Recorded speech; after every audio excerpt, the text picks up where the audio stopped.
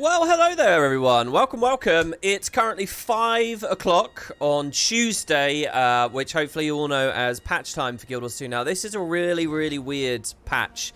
Today is the reintroduction of Living World Season 1. I just patched. This is the first time I'm logging in. And what we'll be doing here in this video is playing through how they have reimagined a storyline that once upon a time was delivered through like tons of mini patches and with a lot of its story, buried within, website details and through word of mouth.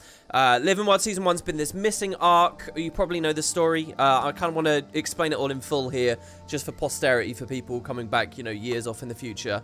It's been a missing arc. So it first came out in 2013. And it was designed that each patch would get deleted as it was implemented. And after 2014, that was it. It was gone. So it was like, it was like 2015. It was like a 2-year period of this game's life where for 6-7 years, no one's been able to play. But now it's back.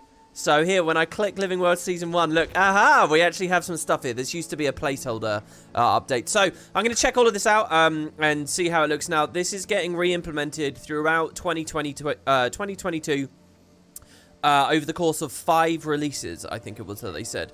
This is the first one. It's called Flame and Frost. I have a lot of big ideas of how they can do this. And so Flame and Frost originally, back in 2013... was itself 4 releases, kind of 5, and it actually is already a little bit into the story. So I'm really curious, like, what they'll do, how much stuff's going to be missing, and all of that good stuff. So yeah, let's just jump in and see what we've got with the playthrough, and go from there. Hopefully I can get a mail here. My mail is absolutely rammed with guild invites and stuff, which apparently people who are trying to mail me at the moment, they're getting sent back. So sorry, I'll try and sort that out in the future for you guys. So just to recap here, the end of the story, we've just beaten Zaitan. Traherne is in charge of the Pact. Fort Trinity's established. Zaitan's been destroyed. And that's kind of it. And then suddenly we're here. So refugees have begun to arrive from the north, bearing tales of outlandish raiders. The commander rallies to the aid of new allies and begins to uncover traces of a threat to all of Tyria. Now, in the original game timeline, there were random refugees that were appearing at camps at the Black Citadel and at Holbrack. And they kind of built up patch by patch by patch. It was kind of, for any Guild Wars 1 players out there, it was a lot like War and Kreiter was. So let's see what they do. Now, I don't know when I click this, what's going to happen. Am I going to get some dialogue straight away? In fact, do we have dialogue volume on? No, we don't. Okay, so let's see. We get a mail. Okay, so nobody I guess it's an interesting thing actually, because back here in the story, we don't have a communicator device or anything. In all the new Living World, we get these constant, messages, but we haven't met Timey. We haven't met any of the new cast of characters, basically. The people we're most familiar with is Traherne, Pact members, and Destiny's Edge, really. So where does this start exactly? So, I guess I can already tell. So they have skipped over the South Sun stuff, it looks like. Oh my god, Zodja messaged me? I guess that's because I'm Asura. So yeah, I'm doing this on Asura. I'm doing this on Liss because Liss is kind of the original main I had back then. And I think I'll do it on Tempest. But this might be like ludicrously overpowered as a build, so we'll have to see. But I kind of like the idea of Liss finally being able to go back and get like full story journal credit, because they never had it in the journal before, they never had it repeatable and so on. So Zodja's messaged me. This is a nice touch, because again, this is like who we'd be familiar with.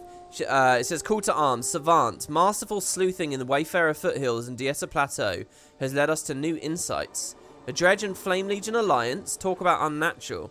Wow, they're skipping a lot of stuff. Not even my craziest conjecture could have predicted that coupling. And when the blind and bullish collide, you can expect acute stupidity to follow. They're calling themselves the Molten Alliance, if that gives you any indication of their subpar creativity. But I digress. It's evident that the Muttonheads in the Black Citadel and Holbrook have lost control of the situation. While my presence is essential in Ratasum, you have the noble opportunity to lend the cities your assistance. Check in at the Black Citadel's Imperator's Corps, where their high-ranking officials have organised a defence quorum. Declare your support, and then convene with Ritlock for additional instruction. Okay, immediately I want to do something here, and that is I'm going to go onto a Char character. So where's my Char thief? Here he is. And I'm going to see whether Ritlock mails me. He probably will, but he'll probably have a better insight for me. And in fact, we might check the Norn one as well, because this is a story that is really about the Char and the Norn at the very start. It's kind of like the Icebridge Saga in a way. Flame and Frost and Icebridge Saga all having that in common. So let's go Season 1 again here. Play this episode. Get the mail. Yeah, okay, so Ritlock, Brimstone, Blood Legion Tribune. I think this is all new, by the way. I don't remember a mail like this existing in the game before. So I think that they have actually, like, this is all technically newly written stuff. Call to arms, soldier. Rumors now fact. Dredge and Wayfarer Foothills and Flame Legion in Diessa Plateau have allied, forming the Molten Alliance. Together, they're attacking our people up north and Norn to the west. I'm tied up in meetings with the other tribunes. We're strategizing our return assault. The War Council's organized a defense quorum. When you get here, stop by the Imperator's Corps and check in. He's so much briefer, you know, and more to the point. Very military.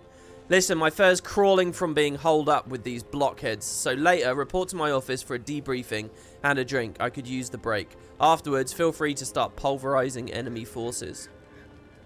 Interesting. And I wonder about Newt. So they have skipped ahead. First of all the South Sun stuff has been skipped. The attack on Lion's Arch at the hands of the Karka, the initial assault, all of that. But even sort of the early rumblings. We gotta find a Norn. Here's a Norn, my warrior. Even like the early who's in the Desolation apparently, of what's going on, we've just kind of skipped straight in. And that, as like a purist, I guess that's a bit lame. But on the other hand, if I'm thinking about a truly new player, I don't think it's that big of a deal. They just sort of get told a new story's going on and then boom, they're in straight away, you know. It really kind of sucks that patrol over there is patrolling right towards me. The Desolation is like one of the most high aggro maps in the game. So let's just go to a specific waypoint here. Okay, back to Season 1, begin the story. I'm going to come back to these characters later. Oh, I have a birthday. Oh my god, guys, I've been using Blish HUD. I love Blish HUD. It is so cool. And I've been using it for like character swapping and stuff. I kind of want to show you it in a video at some point. Anyway, so Air messages us this time, of course. She calls us the Slayer, which is our title throughout the personal story. Actually, I guess that's been true with all of them, right? That's nice. That feels quite cohesive with what we would have actually been experiencing in the personal story. Holbrook is still struggling to keep up with a rising number of refugees. Our scouts have confirmed that Dredge in Wayfarer Foothills and Flame Legion in Diessa Plateau have allied. They call themselves the Molten Alliance. Such a partnership cannot be ignored. For now, the best thing we can do is subdue their forces. Oh man, if they just wrote this ever so slightly differently. If they just wrote it as there are refugees in Holbrook, then it would be like we're there right at the start, you know. Anyway, such a partnership cannot be ignored. For now, the best thing we can do is subdue their forces. We need you out there defending our homesteads and fighting the enemy. With you in the field, Newt and I can plan a large-scale response to the Dredge and Flame Legion attacks. They're doing the same over the Black Citadel and could use your support. They've coordinated a meeting of their high-ranking officials, so check in the defense quorum. Tell them you're at the disposal. Then find Ritlock, give him my regards, and let him know that you're there to help. He might appreciate the reprieve from his onslaught of tactical meetings. Okay. Alright, don't worry, we'll get into it now. I did just kind of want to get a sense of what those other males would look like. We're going to play it on our Asura, who I guess doesn't have so much of a connection to this early stuff, but will have more of a connection to the later stuff in the season, so hey, whatever. So what exactly is our objective here? Head to the command core to meet with Ritlock, or optionally, visit the refugee camp in the Black Citadel. Okay, hold on. So do they just like phase it in? As soon as we put on the story journal. I was kind of hoping they'd do that, but I didn't know whether it was like too ambitious of an idea, you know. I'll try not to mount as well here. Technically, we're back in time now, guys, so we can't mount. We can't do any of this stuff. Now, where were the camps? I thought that... Hold on, I'm going to go to the Holbrook camp, because... Wait, no. I know where the camps are. They're up, like, straddling the center of this area here. Yeah, I'll try not to use Master... That's why it's a bit weird that I'm on a Tempest, right? But I can't think of a core rally build that I'd actually have any fun on at all, so we'll ignore it. Here, yeah, look. These are the refugees, aren't they? Yeah. Hold on, then. If I quit the episode... Refugee. Oh, it's not like a phase thing. I think ArenaNet have just, like, permanently added these refugee camps forever to these maps now. Which means an awful lot of new NPCs, right? Am I crazy? Let's load in without Living World Season 1 on at all. Yeah, so these were newly added as of like 5 minutes ago when this patch dropped, I think. Or when I say newly added, newly added. Oh, no, the NPCs are gone. So when you're not on the story step, there's no NPCs. When you are on the story step, it should totally add them. Maybe I need to leave and come back again. Oh my god, I've got such an annoying thing with the mouse. This keeps happening with my Logitech G600s. The scroll wheel gets like really stiff and hard to scroll for some reason after enough years.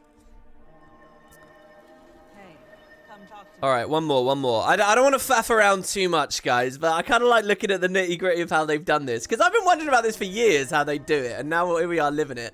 There you go, look, now there's a bunch of refugees here. You guys can't see them because I've put my culling so bad. So let's bump the culling up. It's going to cost us some frames, but... There you go, so look at all these guys. In fact, it's costing me loads of frames. Why is, I noticed this right before making today's video, that my game was, like, really lagging a lot suddenly. All I've done in Guild Wars the past, like, 2 weeks is World versus World and Super Adventure Box. Which is basically all that's been going on anyway. But, I mean, really, that's all I've been doing. Getting diamond chests. I think I got a diamond chest, a gold chest, and this week I've done nothing. And getting, like, the dailies and finishing my glitched boxes and stuff. Okay, so, do they say anything to us? I guess not. But, yeah, so, for anyone who missed this back in the day, these just randomly appeared here. And players, like, saw them and then went to Reddit and went to the forums and started just chatting about it, you know. And I remember making videos about the game and getting comments of people saying, WP, there's refugees, what's going on? And, of course, this was quite... If you think about it, it was like... Guild Wars 1 with the Winds of Change and the Hearts of the North and the Roaring Crater was all fairly new at that time. Like, that had all just happened. Then there was launch, and then there was this. Well, then there was Halloween and Fractals and blah, blah, blah. But, you know, it was kind of in the spirit of that. What's it been? Months now? Are those bleeding attackers still at our... and those bleeding attackers are still at our doorstep. The Legion's sure botched this one. What do you mean? I mean, we're dying here. And we haven't seen one troop dispatched to cut down the Dredge and the Flame Legion. It's shameful. So do they all say the same thing, or? I kind of want to go see the camp in Holbrook too. You never know, I might get a little quest objective in a second that actually takes me there. Oh, there's a player with a phoenix here. This is weird. It's weird that this is coming out in the End of Dragon's era, so you get like a mix. Oh, we've got guildies around. That's cool. Refugee Phineas. No more Rim in the Citadel? I can't believe it. I barely got my cobs here, and now I'm told we have to leave. Where will you go? Lion's Arch, most like. Its gates are still open. I heard some organisation, like the Consortium, I think, is offering refugees a chance to start out over there. Okay, so I'm amazed right now, because I'm wondering, is this new dialogue, or is this literally copy-pasted from before? Because here's the thing, guys. We know where the story's going to go, because we played it back in 2013. And we know that these refugees will eventually end up at Lion's Arch, and then the Consortium will get them to go live at South Sun. So this is hinting at what's going to happen to them. But does this mean this was a hint that they had placed back when the patch was originally new, there in plain sight? Or is it something that's newly written now that can be retroactively cohesive? Does that make sense? Oh, and there's a little cub, and he's sort of crying there a little bit. Okay, so I don't think that's the only camp. I think there's a bunch around. Let's speak to this guy. Wait, is this the optional objective? Yeah, it is. Okay, good. Don't suppose you've got any news from up north, from the north. My hackles won't lie down. Tribune Brimstone sent scouts up there to find out what's going on. I hope we hear back soon. Why are there so many refugees? It has to be some kind of major offensive. They're systematically taking out all our ranches in the northwest corner of the plateau. I hate the Flame Legion. Speak. So I always kind of thought that, you know, one of my favorite characters is Gaheron, and the Flame Legion arc in the core game was always kind of like a little bit short and a little bit quick. That last battle. I've never fought Oh, that's just world versus world dialogue. Never mind. I thought that was refugee dialogue and it was going to blow my mind. So I don't think back then there was much voice acting. Let's go to the other camp. So I'm not sure how much to expect. I don't know what's going to happen when we go up and speak to Ritlock. I can't even really remember the story there before. Man, where is this other camp? Does anyone remember where the other camp is? Anyone who's getting to this video live?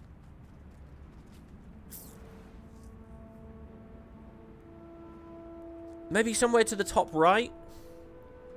Maybe, you know, if they did, if they had all a bunch of the camps hugging the core before, maybe they have a bunch that are hugging this area here.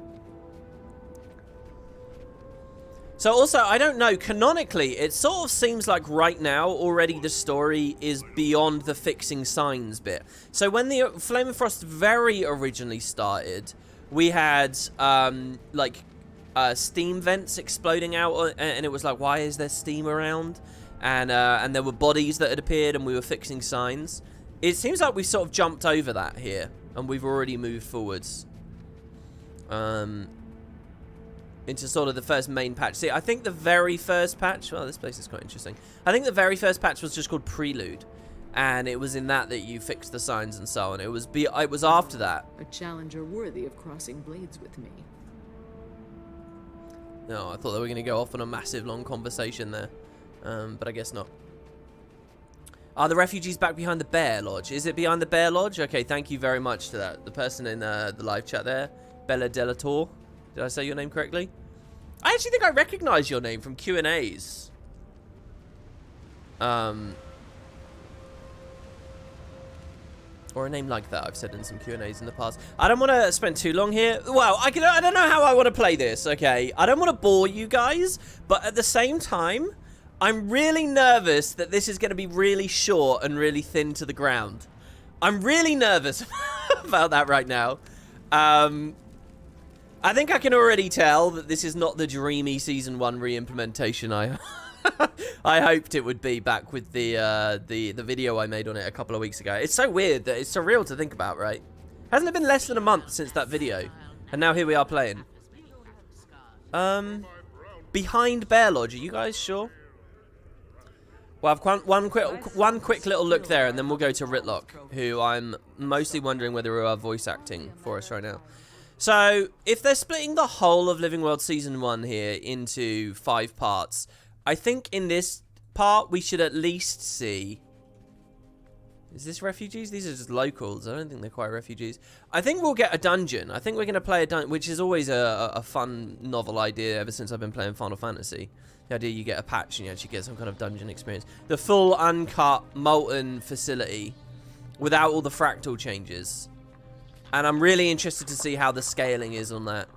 I hope that this is better than the Scrying Pool releases that we had back during the Icebrood Saga. With the Scrying Pool, you know, they really didn't do anything. They just copy-pasted it back in. It felt, I don't know, that's probably really unfair for me to describe it that way. But in terms of, like, combat tuning and stuff, there wasn't any changes. So you go back with the 2020 power creep, as it was at the time. You just destroyed the stuff, so... I'm hoping that when we get to the Molten Facility, it's a little bit different. And by the way, if it's co-op, I'd love to play it with you guys who are watching this Let's Play. Alright, so anyway, let's go up to Ritlock. We get the arrows leading us around. This never existed before. And I guess he's going to be up in his office, high up. So let's just waypoint up there. Is this high up? It should be. Yeah, here we go. New friends, new enemies. That's a nice name for the first instance. Because really, Season 1, why this story is important is because it shows us how we meet all of our new friends. You know, it shows us how we come into contact with Dragon's Watch, as they eventually become called. Hey, I had a donation from Rob Carr, £4. Thanks very much, man. I really appreciate that. Talk about that later. Oh, I've got a nice. mission for you. You're aware of the refugee situation. Yes, Tribune. I heard the Flame Legion have been mobilizing in northern Diessa Plateau. You heard right. They're mucking with our assets up there. It's singeing my fur. I need you to secure that hatchery we discussed. You think you can handle that? Yes, Tribune. I'll leave right away. Good. Take any support you can find. You're likely to need it. Yes, Tribune. Wow, okay. I don't know whether this is new. I don't remember a conversation like this from before. I think it's really good to have us meet Rox through Ritlock, right? Speak with the Char soldier, a stranger to us for now. Okay, but where's she going? Is she going to just leave the instance if I don't interact with her? The Molten Alliance is indefensible. Attacking a hatchery of baby devourers, disgraceful and cowardly. I heard you speaking with Brimstone. Need support? I could use an extra sword, sure. The hatchery is north of the town of Nolan in Diessa Plateau. I'll meet you there. Bring any friends who want to come. My name's Rox. What's yours? Liz, how do I get there? Head out the northern gate to the Black Citadel into the Diessa Plateau. That's Nolan. Just go northwest of the town. You'll find the hatchery. You can't miss it. Okay. I have no memory of this. I don't know whether this is new or old. Hello, Ritlock. Good to see you, Commander. Unfortunately, this is a private defense quorum. They'll let you mingle, but Smoder's not taking tips on crisis handling.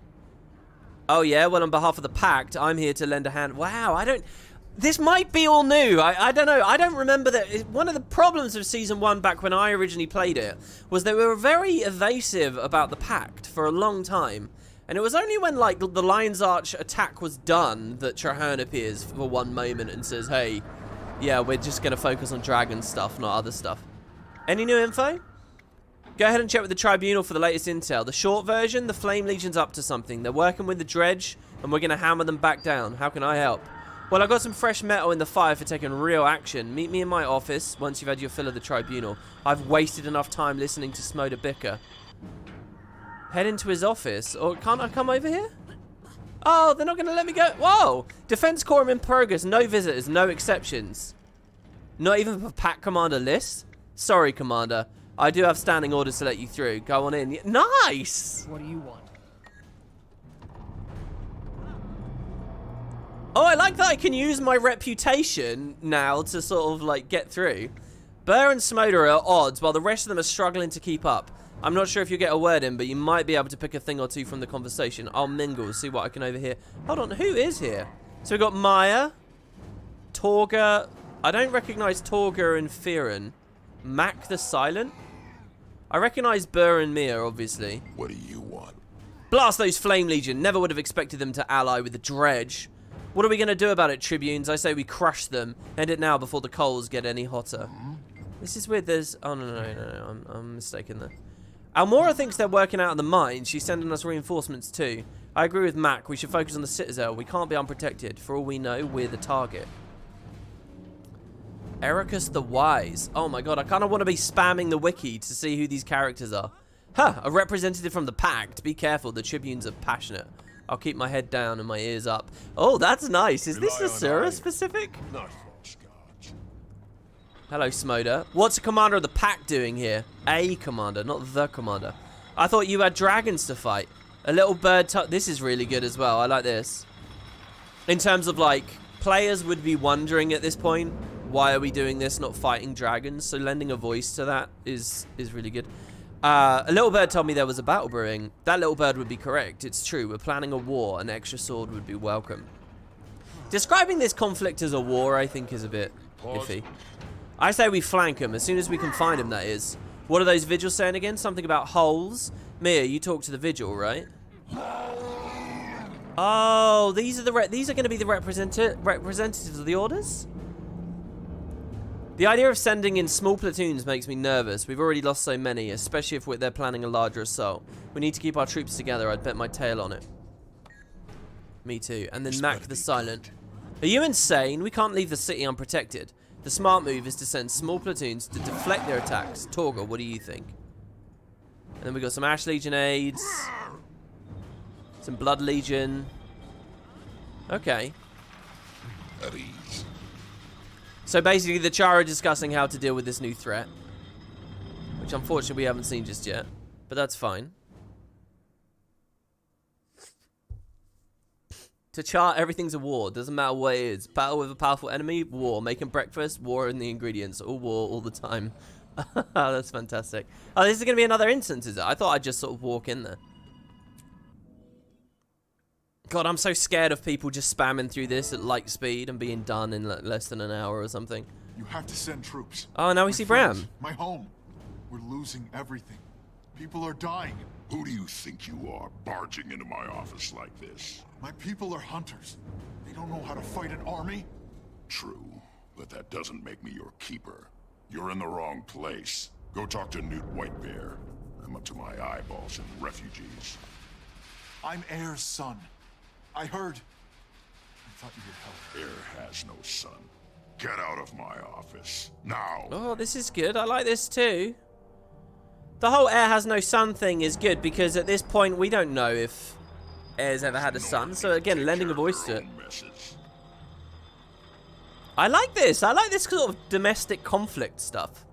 The characters feel kind of different. You know, get the alien now, right? So that it feels kind of quite exciting to sort of... obviously, we do know where they're all going, but to sort of immerse ourselves in that sense, then maybe we don't. I'm so mad I could... I can't show my anger. Not here. I need to head back to Holbrack, see if I can convince Whitebear to send reinforcements to Cragstead. I don't suppose you'd like to come? I might. Why didn't Brimstone help you? You'd have to talk to him to find out. I'm not asking him to go himself, just to send some troops. So be it. I'll speak with Newt in Holbrack. He's a wise man, and he'll listen to reason. Why didn't you go to Holbrack first? Let's just say I have ghosts from my past there that I try to avoid. My mother, to be specific. It never ends well wherever she and I are in the same room. I barely know her anyway. That's interesting. What's he alluded to there? Because I really got the sense that they were totally estranged from one another, but this now makes it sound like they got a bit of history or something. I have my own ghosts. I'm Liz, by the way. Bram, right? Look at this. We get a proper little introduction. Bram Ayrson. You've probably heard of my mother. She's a famous hero, a member of Destiny's Edge. Heirs to Galkin. I'm not bragging, mind you. I take after my father. Oh, it's nice to hear him talk about his dad as well. So here's another problem with Season 1. A lot of really crucial information is in, like, lore stuff outside of the game. Like the short story where you see Borge the Sun Chaser, that's his dad, like, dying and stuff. And Bram at the bedside. I wonder if they can find a way to incorporate any of that. Nice to meet you, Bram. I'll see you in Holbrack. Okay, so there you go. Bram and Rox introduced. The picture is full of... I believe all of this is just vanilla stuff. This is like the reference to the book. Yeah. Okay, Ritlock, you're not going to help him out? I love being in a sewer and climbing on all the tables when speaking to people. Commander, now that we're out of that stuffy command core, let's talk about the Diessa crisis. So, why'd you reject the Norn? 2 reasons. First, we got our hands full. I can't spare a single soldier for the Norn when my own are dying. This Molten Alliance is burning our assets. And second, he lied to me. Well, hold on, Ritlock. It's the same enemy, so... stopping the Molten Alliance on the Norn's front is still useful. Anyway, what did he lie about? He said he's Heirs to Galkin's son. I've known her for years, and she'd have mentioned if she had any kids. He underestimated my relationship with her. This is funny. Or what we realise, though, is that he overestimates his relationship with her, and therefore the player base overestimates their relationship with Ares, because sort of the subtext there, I think. Zodja sent me to help. Good, because I can use all the help I get. We're spread thin. I've got cooks out scouting them. Got cooks? Out scouting the mountains for Flame Legion? Oh, I see what you're saying. He's got absolutely no one, so even chefs are out there doing things. How dirty do you want to get your hands, Commander? Whatever you need, tell me. Right now, I need support at the Devourer Hatchery north of Nolan. It's an important asset for the Legions. I already sent one of our Gladiator to take a look. Rox. Watch for her. Watch for her. She knows what to do. Where's Nolan? When you leave, head north. Okay, thanks. I'm off. Interesting. I like the idea that Rox gets in on the action because they're stretched so thin that they've even got Gladiums helping out.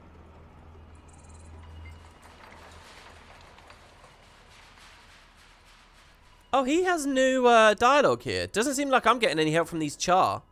As much as I hate it, I'm going to... Holbrack's my only choice. Say, you're a commander in the Pact, right? Do you have anywhere to be? You said Air's your mum, right? Can she help? My mother, possibly. Can't say I'm looking forward to that conversation, though. Why didn't Brimstone? And then we read this one. My best bet is talking to Whitebear. That was new, right? I wonder if there would have been extra dialogue from Rox then if I had spoken to her a second time before leaving.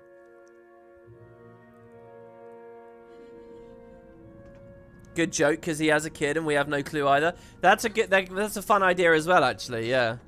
I hadn't really thought about that. It's weird, because that's so much of a newer story. I so rarely actually think about it, you know. That they're both parents with children that get thrust on us later.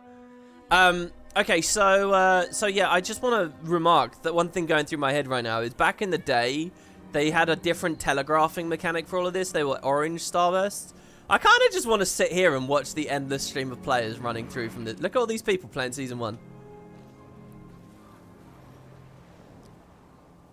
So there's been a few little bits of news over the past 2 weeks or so that I've only vaguely seen. I saw a Reddit thread that said that the peak concurrent users for Guild Wars over the End of Dragons launch was triple what it was during the Icebrood Saga. Which is quite good. So, I can't be mounting. Look at this. All these people sky scaling because it's just the most optimal way to play is all we'll do. I like this guy with the Canthan Raptor here. Oh my god, and that guy, he's themed his whole outfit perfectly with his mount. So I'll do the hatchery first. The hatchery is probably my least preferred of the two instances. But yeah, this is technically the first new content they added. It's kind of an extension to a map we'd already seen. It's not a whole new map. By content, I mean like actual new tangible places to go and stuff. So here we are. We're in this instance. Now, this is different to what they did in the Icebrood Saga, where they just sort of copy-pasted this in, as I mentioned a second ago, through the scrying pool. I now have context as to why I'm here. This is quite a long instance for what it's worth. We're close. I scouted around while waiting for you, and it doesn't look good. I'm seeing signs of dredge. We go fast and silent until Sneaky doesn't cut it anymore. Then we go fast and mean. This music's quite cool. We're back to cool music. Wait, something's not right. Be on your guard. It's like a weird, because of the music, it's like a weird mix of personal story and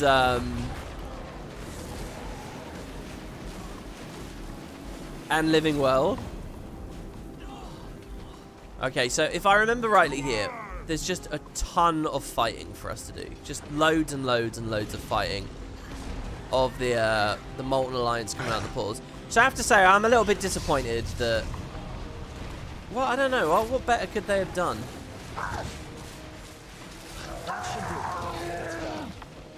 I think we've missed a phase. I think there should have been a very brief little moment where we just went to Wayfarer and found...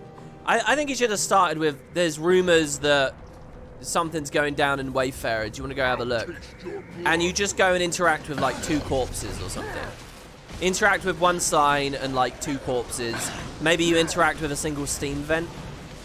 And after you do that, some Flame Legion jump out. Some Molten Alliance jump out at you. Get them! Kill them all!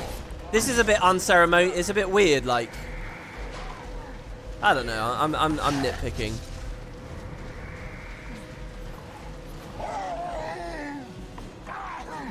It's like we're missing a line where they're like, oh my god, what are these crazy portal things? I don't know, we'll see. Maybe the characters will start talking about that later as it goes along. I'll tell you, these instances are quite long, so these will bulk out the patch at least. You know, I'm super curious how all the new players that are coming in, all returning players from Living World for over End of Dragons are going to take to this release. It's really good how quickly this has come out since the expansion.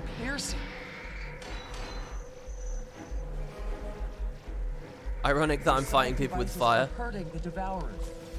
We have to do something. Also, of course, here as well, we're gonna see Rox actually get her pet too. Oh, there's quite a lot of mobs here actually. I wonder how hard this should be, because it's players who are just coming out of the personal story. If they make it a little bit more challenging, then they make it maybe, I don't know, maybe there's a risk that people will end up hating it. But you gotta really think about this as like from the perspective of totally new players. It's good that there's a few boons around. That's because of the oh god, what are the dredge boon givers called? Disaggregators are the ones that like spam days and stuff. The ones that give boons, oh, I can't remember. Anyway, here we got these devourers, and they're all days, like perma days. Let's take out the emitters.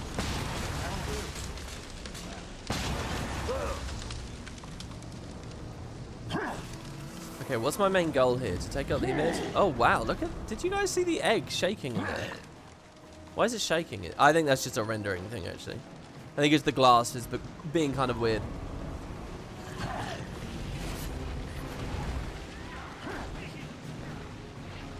You feel like it's fine as is, but you've also played all of the story content?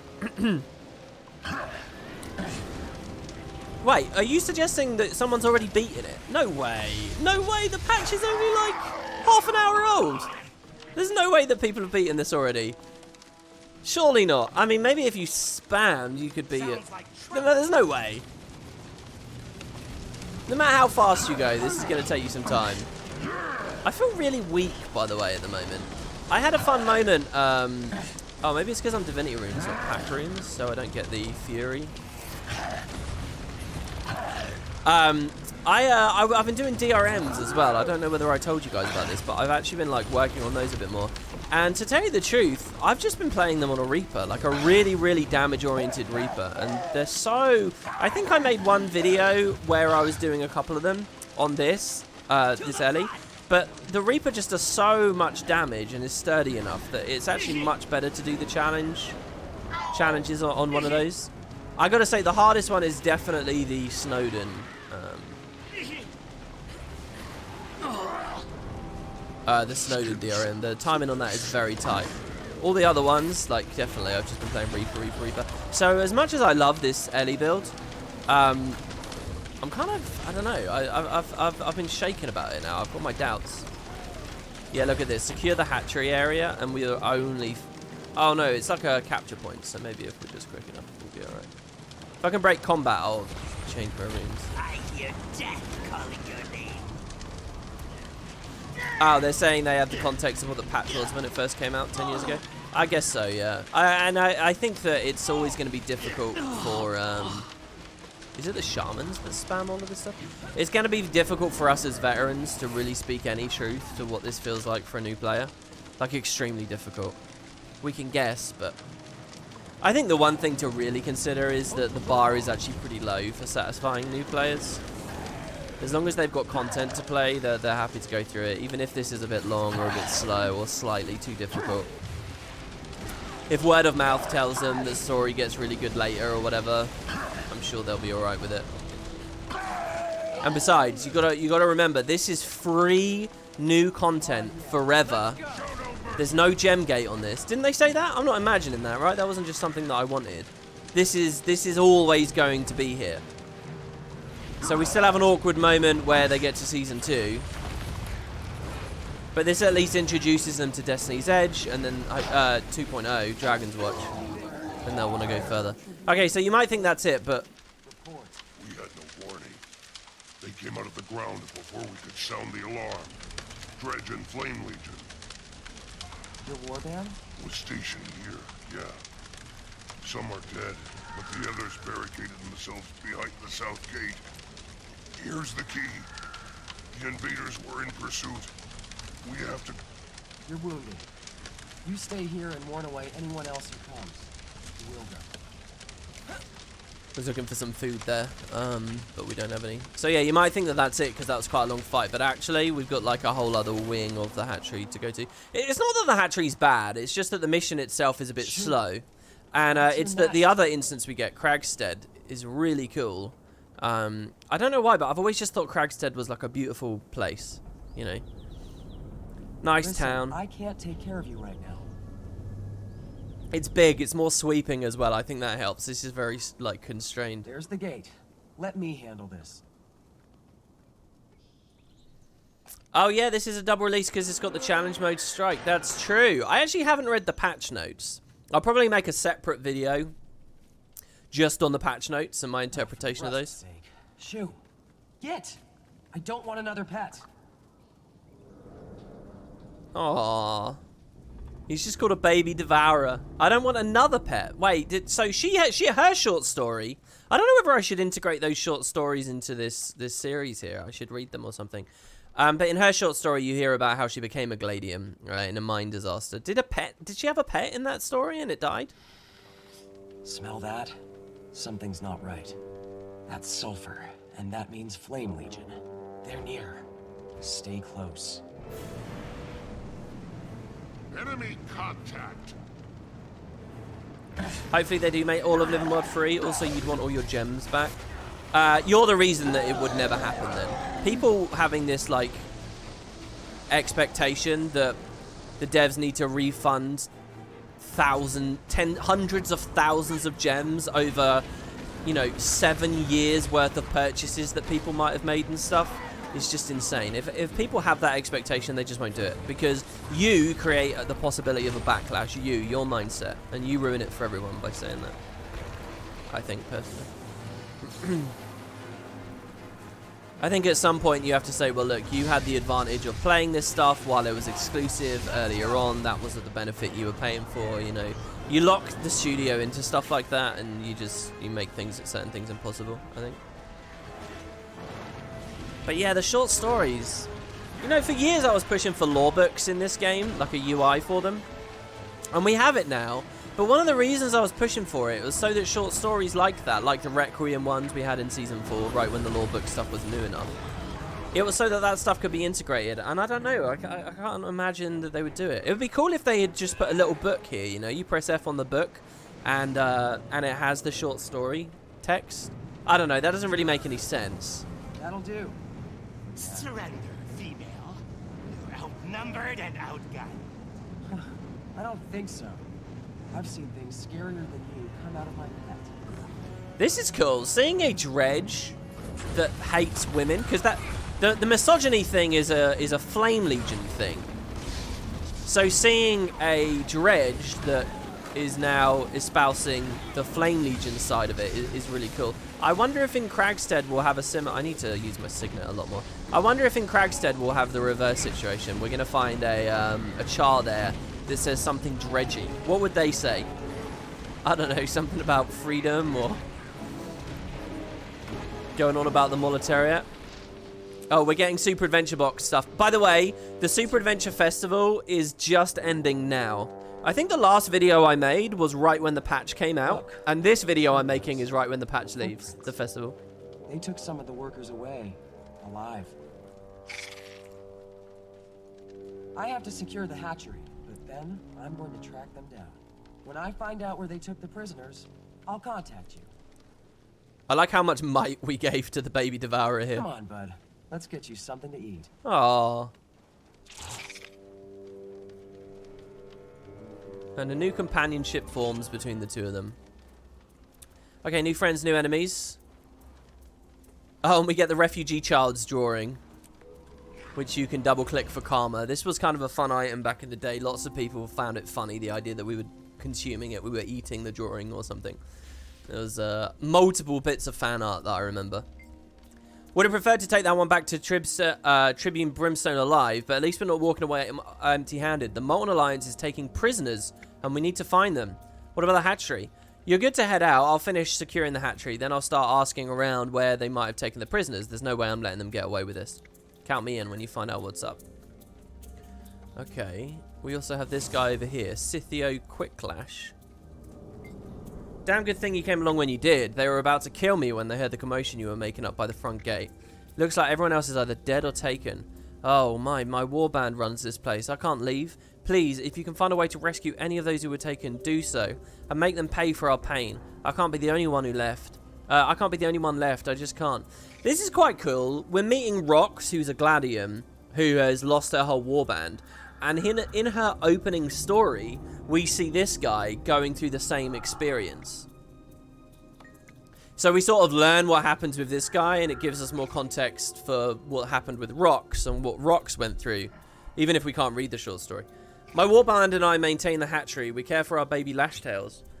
I've got to rebuild and resecure it now, figure out what to do. I wonder if that means at Cragstead we'll see like a Norn that loses their parent or something.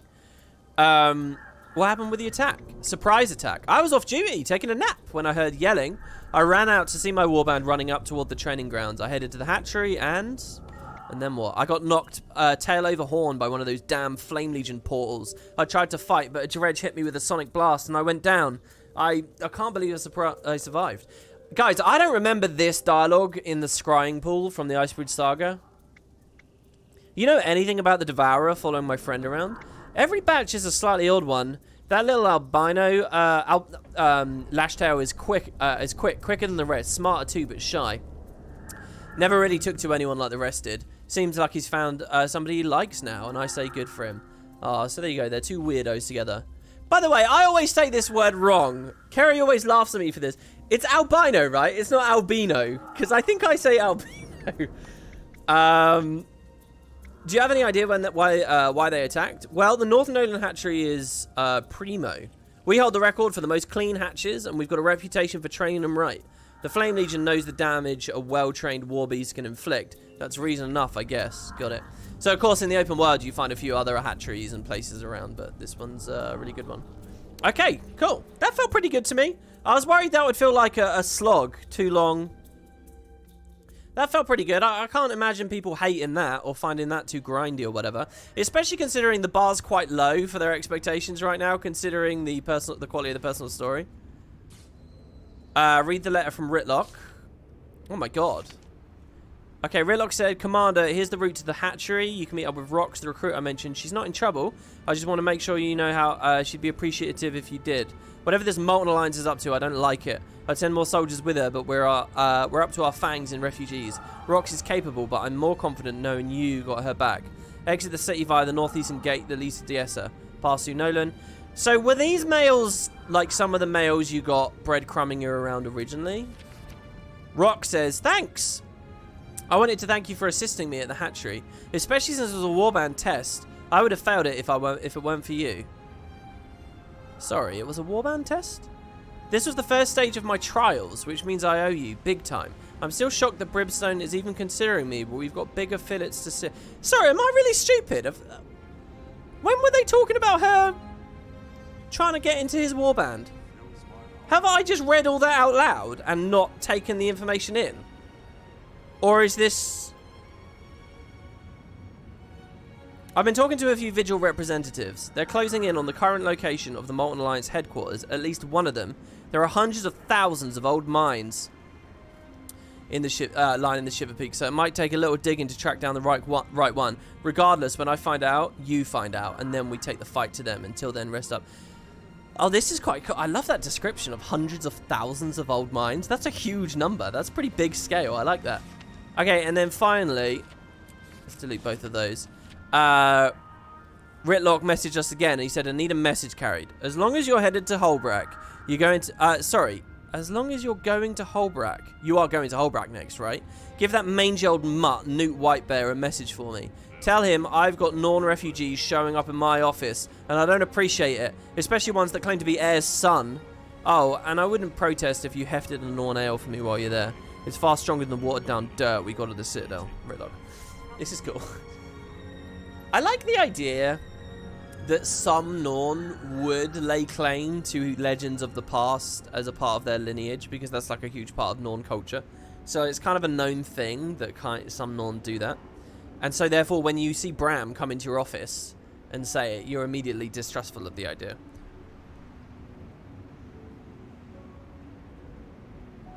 Oh, she told me with the extra dialogue when I first met her. Oh, is that the dialogue that I missed? Oh man, that's pretty essential dialogue then. Easily missable. I guess I'll have to be a little bit more diligent as we go along here.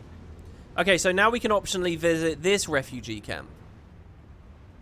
But I don't have a starburst. I swear, my memory was that it was like around here. There is a spud there, so maybe it was this place. It was! The spud that's here actually totally helped us out on that. That's awesome. Yeah, here you go. Here's this refugee camp. Nice. We got it. I knew someone like you long ago. All the Norn dialogue is so good in the camp. Time to be traveling. Man, they're all shivering and... This shiver, is that the shiver emote that we eventually unlock in the Icebridge Saga and they've just applied it to these guys newly? Some of the Char had special dialogue, so... Oh, here you go. Refugee stead holder. I've told the Wolfborn everything I know. The battle was bloody and they burned down our homestead. I was injured, so I got the kids and elders to safety. I thought my mate was right behind me. Who did this? Right before the fight broke out, someone yelled that it was Dredge, but I've never seen them use fire. Okay, see this dialogue? This is like the early stuff where it's like, ooh, what? Like, there was a whole phase of the story where we didn't really know who the Molten Alliance were. And you had like weird cryptic hints like this. I remember speculating about this. Dredge using fire. That was before we knew there was an alliance between them and the Flame Legion. What? Okay, anyway. I pray to the spirits, but they rarely answer. Last thing we need is more Gorkas. We're having a hard enough time taking care of all these refugees. More of them show up every day from the north. What happened to them? White Bear sent some Wolfborn to scout, but no news yet. Apparently, the Dredge have risen up with a vengeance, and rumor has it, they have help. Magical help. Okay. Can I speak to you again for another? This is a bad time to be traveling. No. Okay, so let's go into Newt's office at the top of the Great Lodge. May as well waypoint here, because that would be a hell of a walk. Little look at the tooth, of course. And it wouldn't be chipped at this point.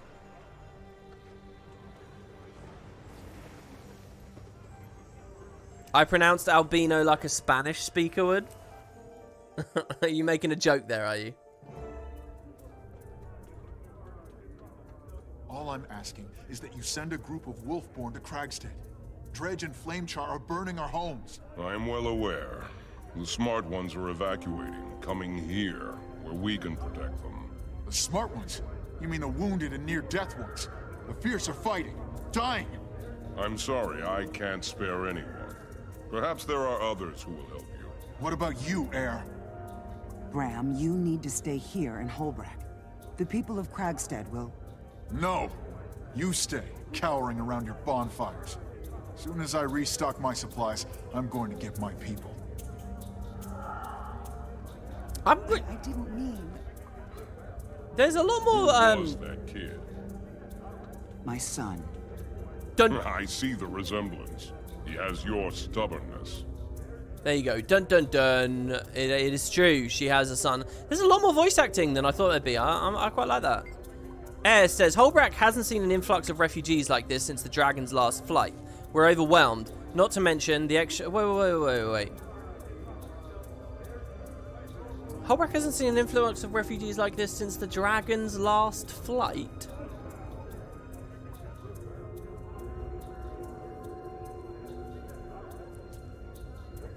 That wouldn't be referring to Kralkatorrik. The dragon, right? She must be talking about Jormag. I don't know. Is she suggesting that there were some Jormag attacks before? Maybe she's talking about the Claw? I don't know. We're overwhelmed. Not to mention the extra road traffic has stirred up the Svanir. So yeah, Svanir are obviously around, but are not necessarily participants in this alliance. Do you know what's happening? Only what I've been told. Newt Whitebear sent a few scouts north to see what they could see, and those who returned told terrible stories of homesteads in ashes and the bodies of the dead everywhere. What can I do to help? You're serious? Well, it would ease my mind if you talk to Bram there, my son. Either convince him not to go, or if he insists, don't let him go alone to defend his homestead. Why doesn't Whitebear send more? Many have already gone. Those who remained are needed. Part of our fear is that Holbrook is the next target. We're bolstering our defenses so we can defend our elders and our children.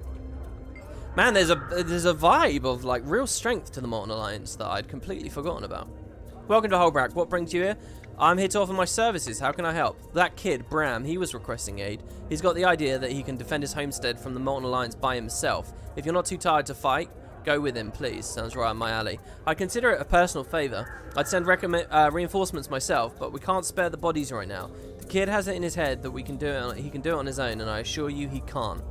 Why don't you help him? Well, my Wolfborn and I have our hands full. Scattering our forces would put them and Holbrook at risk. Talk to the kid. He needs help I can't provide. Wolf, go with you. Okay, so you can see how this is mirrored with the rocks thing, really. Doesn't Newt realise that people are dying? I guess I have to go alone. Some of my homesteaders refuse to leave Cragstead, and they're only going to be massacred if I wait around for help. You don't have to go out alone. I'll help you. Spirits guide you. I'll meet you at the gates of Cragstead and Wayfarer. Thank you, my friend. Thank you. I like how, like, thankful he is there. It's important that Bram's likeable in these early phases of the story. I'm waiting for the weaponsmith to sharpen my dagger. Soon as he's done, I'm returning to Cragstead to save my friends. Whatever this Molten Alliance is, they haven't met Bram. He was using a dagger in the early days? That's interesting. Okay, so Cragstead is up here. I remember with the old data mining, there was a really weird map that was like in the client around these days, and it was a weird like quartered map. It was a map that was this.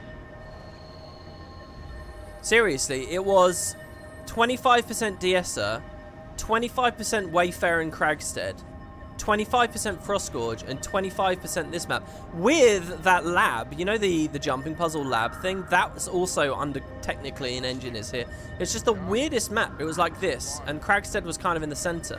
I wonder if the devs had some, like...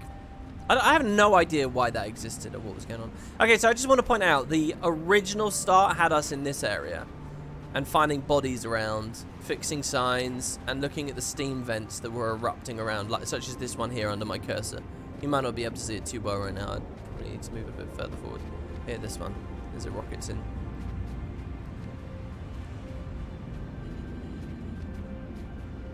Why would the Norn shiver though? That's actually a really good point. Yeah, I don't know.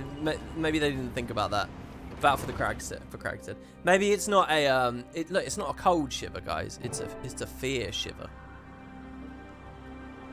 Because for people that don't know, the Norn is supposed to like literally not feel the cold. Like they don't need to wear clothes to keep themselves warm or anything. I can do this. Hey, I smell smoke. We have to go, my friends. I like that line about smelling smoke before you can even see the fire. Okay, and so this is the other scrying pool instance. It's weird because then... Another attack. No! I can't handle this! Didn't they do the South Sun Kanak instance in the scrying pool?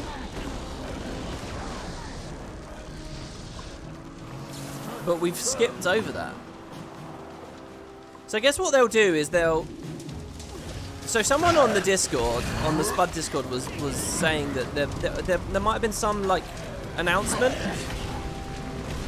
But the introduction to Karnak and stuff might be different now. Like, they might actually, like, sort of retcon or rework or rewrite it. So the South Sun stuff should have happened already, but actually now it's going to be in a different ordering. No! Yeah, they're changing when Karnak was introduced, apparently. I didn't read that news, but apparently that's what they're doing. And I'm actually fine with that. On the Discord, someone suggested, you know, I'd be upset about that. But actually, I think that's fine. As long as the story makes sense, I don't mind rewrites. I really don't. And in fact, I actively recommended it in my video about this a while ago. Whatever makes it make sense, I would just brush my hands with the old Living World Season 1 and say, look, what is in the game now? This is the canon. And I did a video sort of podcasty thing with Boots over on his stream where, yeah, a couple of weeks back, where I said that the South Sun stuff doesn't quite fit. You can sort of propose the idea that they shuffle it all together. So, I mean, I think that works. Okay, it just says save the villagers, right? So I guess I'll just fight everything I can. Ultimately, we're going to go through that gate up there, which is why I went that way. But I think we need to come over here first. Run! Get to safety!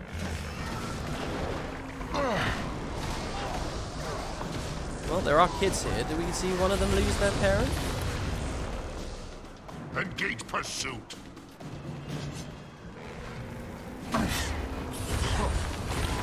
I remember playing the scrying pool stuff and being really disappointed in all this content and like how thin it was. But I'm quite content at the moment. I don't know. I don't think they've changed it in any way, have they? I mean, maybe the scaling has changed. Maybe they're all a little bit tougher. But it doesn't feel as grindy or as slow as it did. When I did it in the scrying pool, it felt very grindy and slow. Oh, by the way, another thing is that the old achievements are apparently available, or will be becoming available again. So let's look. Here you go, look, Flame and Frost. Gates of Maguma is no longer the bottom thing in the story journal achievement section. Flame and Frost is down here. Oh, look at this, we got a whole thing. So look, these are all the ones I got back in the day. These are years old when I got these. Complete the Molten Fractal after completing Flame and Frost. Complete the Molten Fractal after complete. That's cool. Oh, that's really good as an achievement. So what that does is that says to new players, okay, it's kind of like the strike mission thing, right? You beat the thing, and then you're going to go back later in a co-op mode. But these here, in the Molten Furnace, complete the Battle for Cragstead, Investigative Study 1. During Flame and Frost, find and read sources of information on the Molten Alliance. Oh, look, there's a... Oh! There's a bunch in the Command Corps at Cragstead, and then a bunch in the Molten Furnace as well. Is that new lore?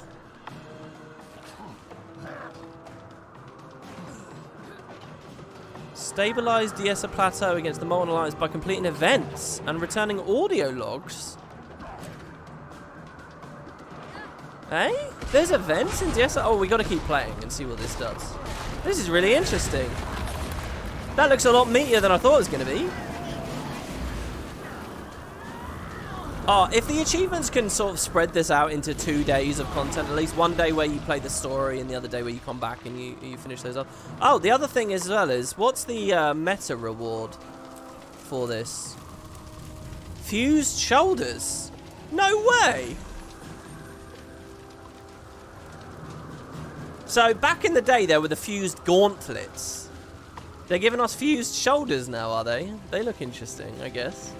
And you also get the fused gear. Keep it for luck and don't forget you've saved a lot of people down there. Oh, this is quite cool.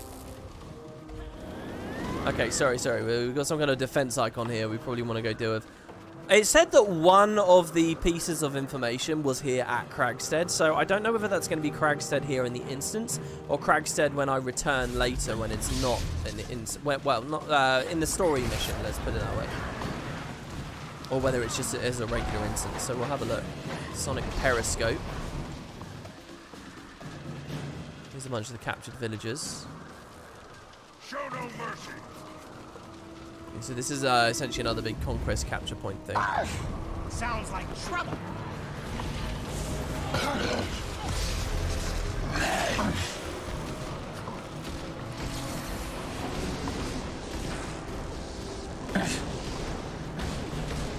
Make sure we actually finish the overload over here on these guys.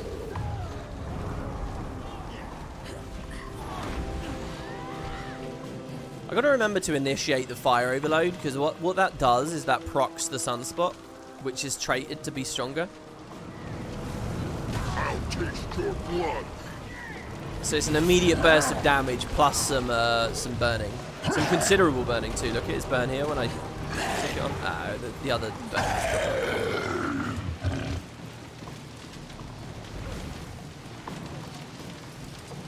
Oh, he dropped a torch apparently.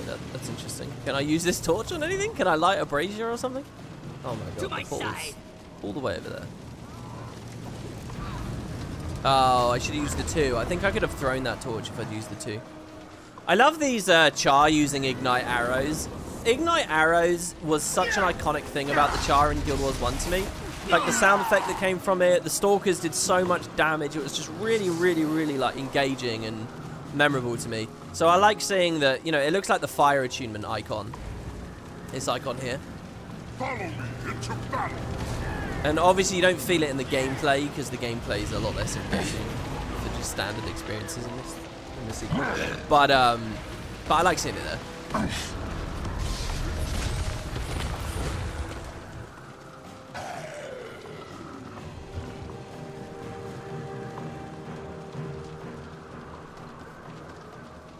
I hear death calling your name.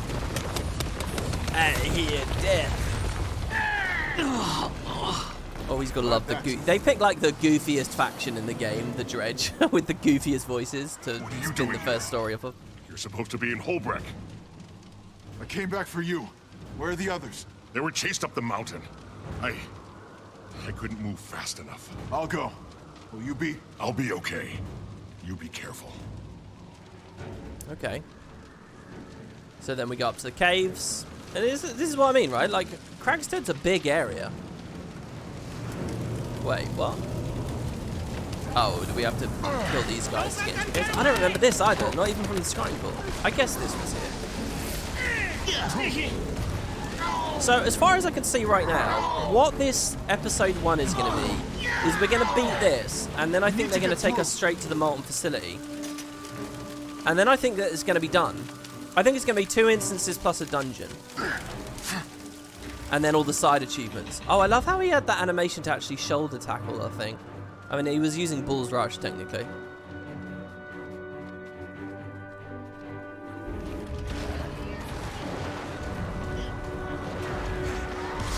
Maybe there's a little something else in there that I've forgotten.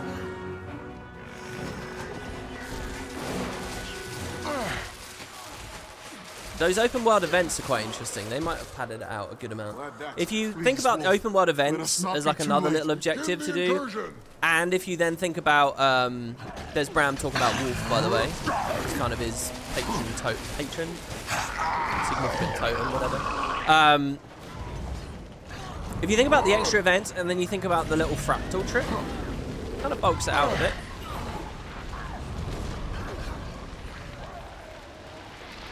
I think this is, actually, if that really is the whole patch, I think this is going to get more interesting with the later chapters. Does that mean that episode 2 is gonna start with a Karka attack in Lion's Arch? I just don't know, because I didn't see this interview. Does anyone in the live chat want to fill me in on what exactly this interview said about what they've rearranged? Were they like really detailed about it, or did they just say there will be? Anyway, here's these last guys. Isn't the original Molten facility actually pretty meaty? You never played it? Yes, it is. It is. Unfortunately, Fractals have kind of given... I sort of say that in air quotes. Fractals sort of... If you've been regularly playing the game, you will have done the 2 Fractals based on Molten facility. One of them in particular, loads of times.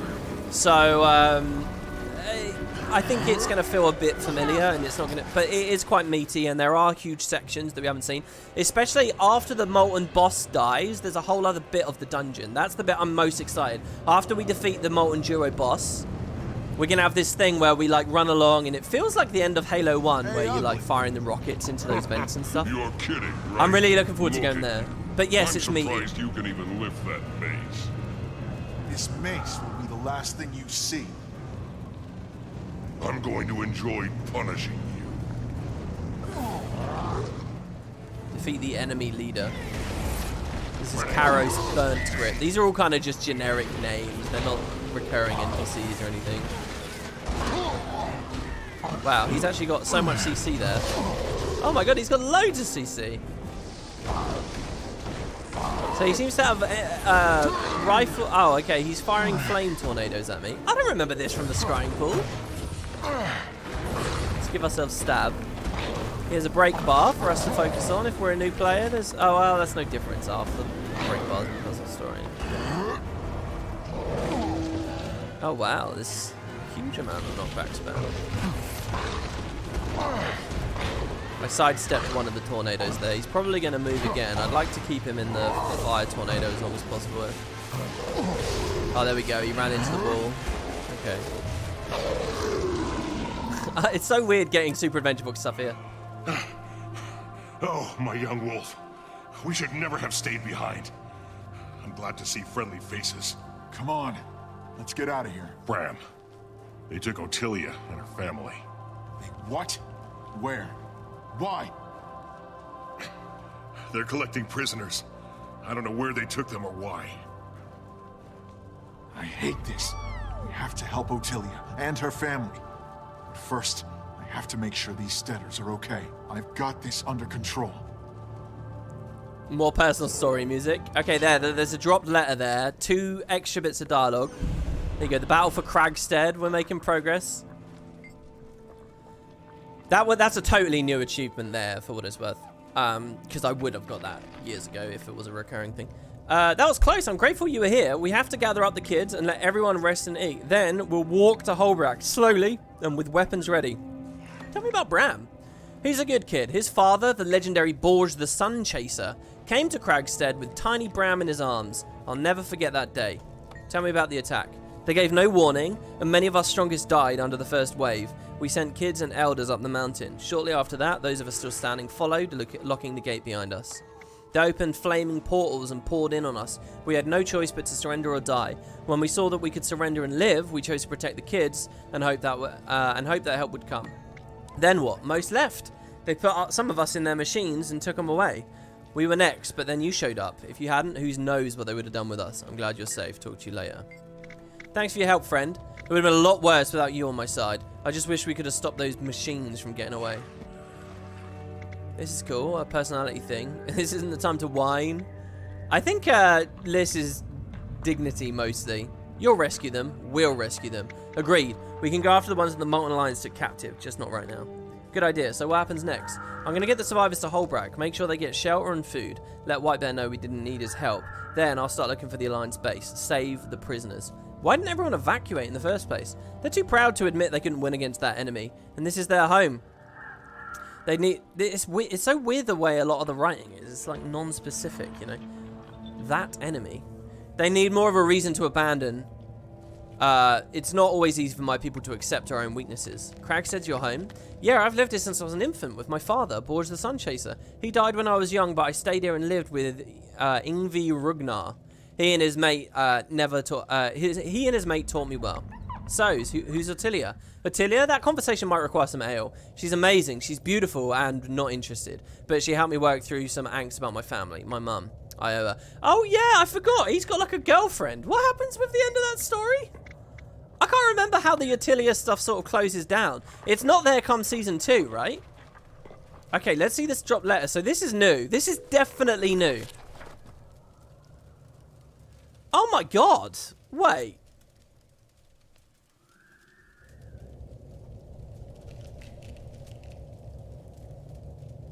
This is Renyak from End of Dragons.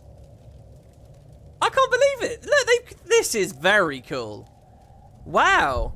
Renyak. It's a blood-stained letter to Renyak.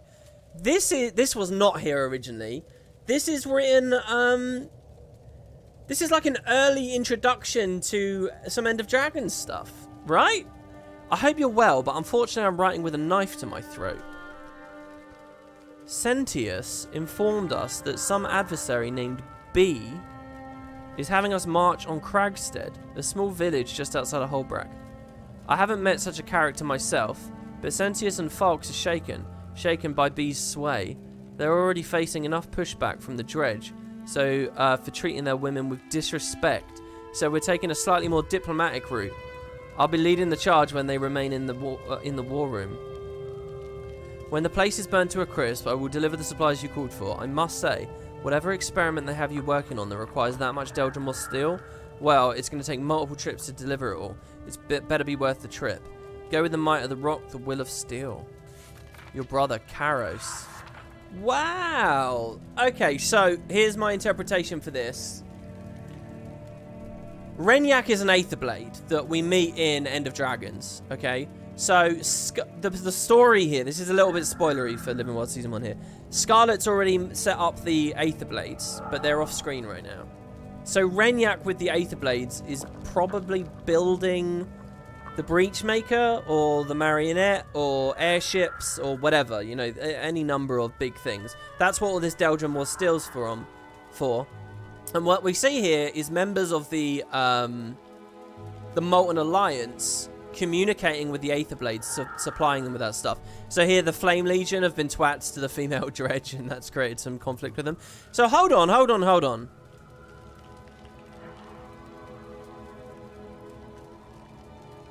So who is the writer? The writer is Karos. I don't recognize this name. Let me wiki Karos here. Karos. I don't know who Karos is. Is Karos the guy we just killed? Didn't we just fight a guy called Karos? Damage taken. Oh, we did. Karos is who we just killed. Okay, so that member of the Molten Alliance that we just killed, he was writing this letter to Renyak. Or, oh, that's why it's bloodstained. He dropped it. The boss dropped it, I think. So maybe this never got delivered. So Renyak had a brother called Karos, and that's who we killed. That's so cool! Because I was just thinking to myself as we were fighting it. Did I say it out loud? I was thinking, oh, these are all kind of like nameless bosses here early on in the story. They're not connected to anything. But no, this was Renyak's brother. That's awesome. That's a new detail.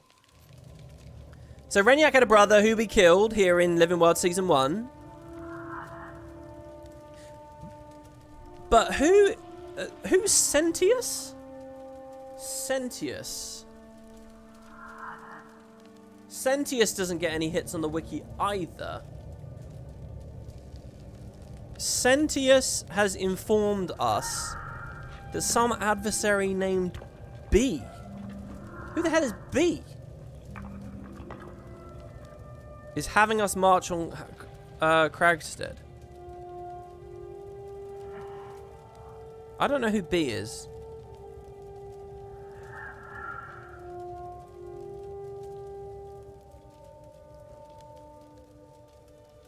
The might of rock and the will of steel. I like this phrase. B for Briar? You think it's Scarlet Briar? Oh, you could be right. You could be right. Yeah. But why? What do you mean adversary though? Why is it an adversary?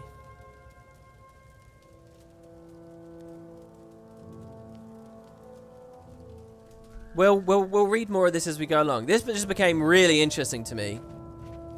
Oh, I love that there's a little expansion on the story there. Really happy with that.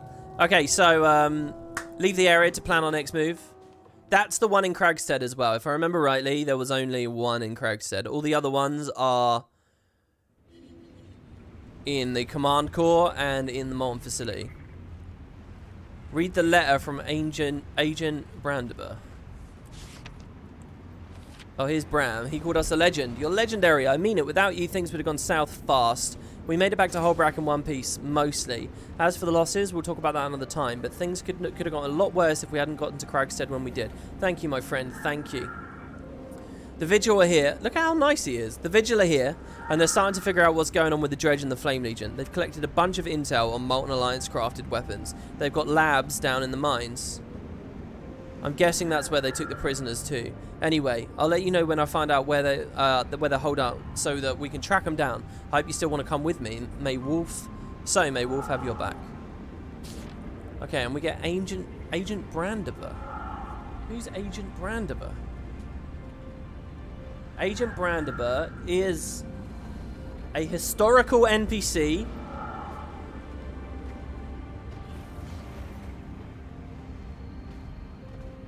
Oh, wow. This is some old stuff here. I'm on the wiki right now, and this is some old stuff. Okay, Agent Brandiber says, locating the Molten Alliance's base. Commander Liss, I have an urgent request for your aid in the field. In cooperation with the Vigil, the Order of Whispers is looking to locate the Molten Alliance's main base of operations, and we've tightened our net to Diessa Plateau. As you read this, we have agents undercover in the area. Your help would be paramount to our success. Stop any Alliance operations in the Diessa region, quell any disturbances, and assist refugees on the way to the Black Citadel. All these things will allow us to bring agents in from the cold and collate their intel.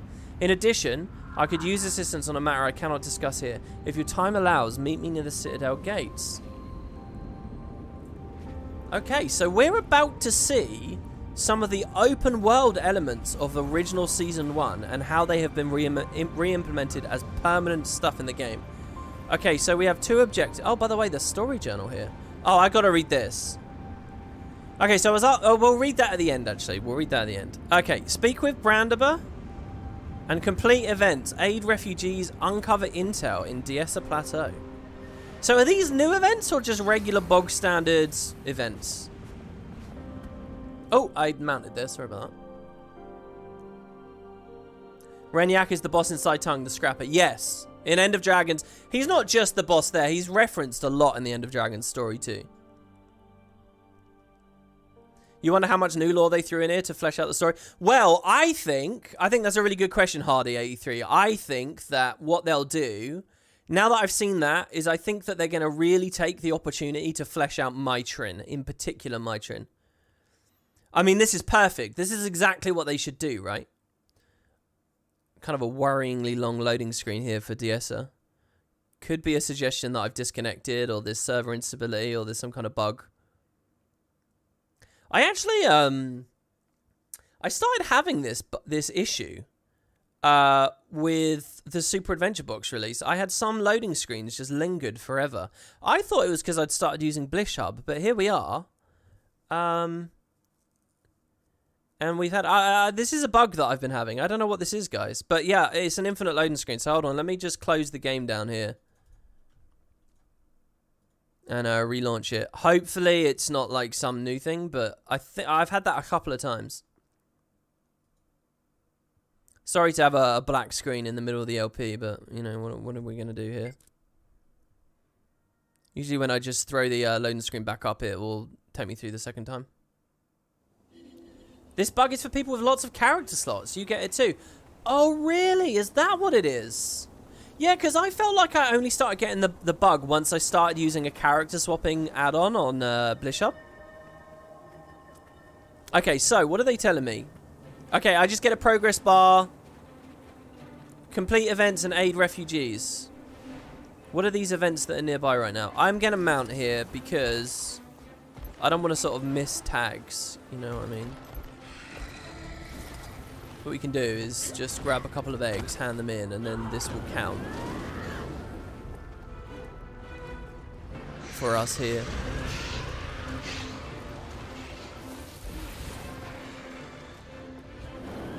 You don't use a character swapping add-on, but you have 40 tunes. Well, yeah, I'm not using the add-on right now. I don't have Blish HUD on, and I couldn't quite tell why Blish HUD would do that, because it is just an overlay. So I feel a bit stupid for ever thinking about it. It definitely started with the Super Adventure Box for me. Victory at any cost. I was not getting that bug throughout End of Dragons. Alright, there we go. We've contributed 5. Let's move on to another event now. What I really want to do is speak to this guy as well. Brandenburg, looks like he's down there.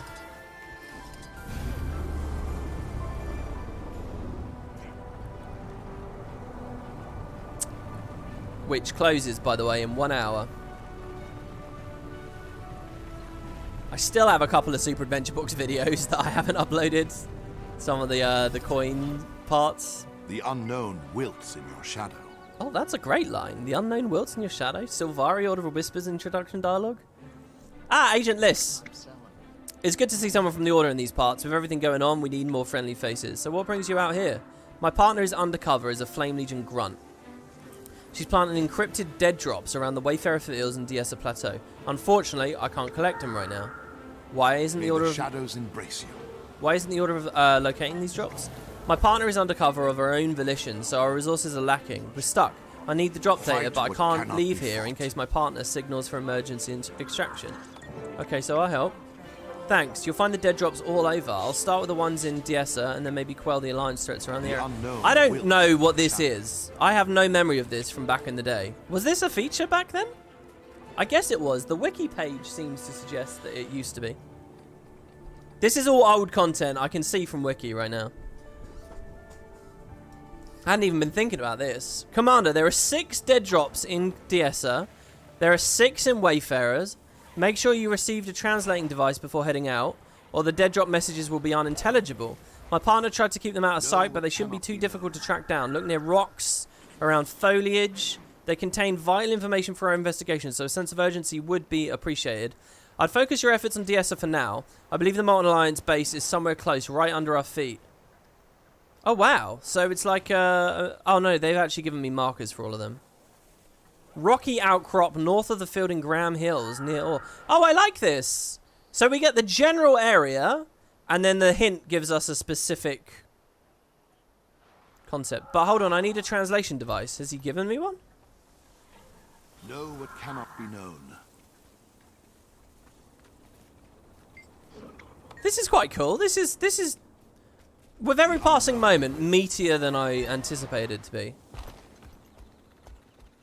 So what's the game here though? Do I actually have to... Oh, here you go. Look. Refugee signposts.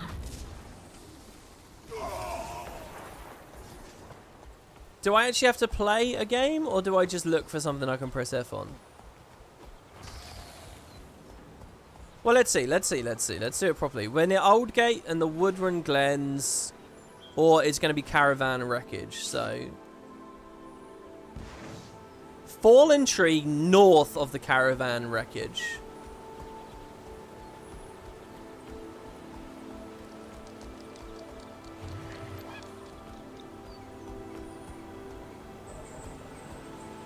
There you go. We got the worm event done there. Oh, there's something else going on here as well. Oh, it's the cow exercises. Oh, God, this is going to feel like vanilla here. Should we do this? I mean, hell yeah, I'll do this. I'll do one of the cow things. It's going to be crazy to do this with other players around. Okay. Group exercises completed. Oh, this guy with the infusion here. It's time to put everything you've learned so far. What do they want me to do? A specific button here?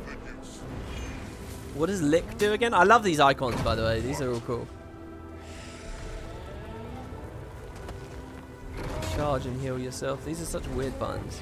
Oh, we want to fight the worms, I suppose. I don't know the last time I did this event scaled so heavy. There were this many worms around.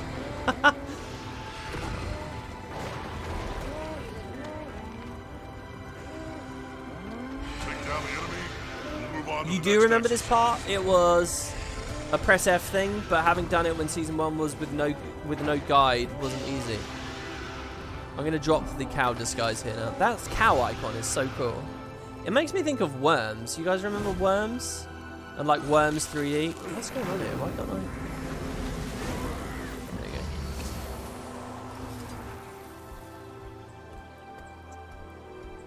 go. Okay, it says Fallen Tree somewhere around the north here.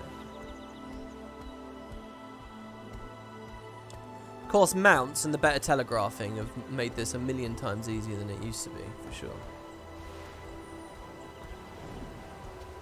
Yeah, Team 17. Yeah, a lot of people didn't like Worms 3D when it came out, but it was actually one of my favorites that I ended up spending most time on. I don't know, just something about it grabbed me. That theme music, that theme tune music from the start of Worms 3D still gets me going, even after all this time.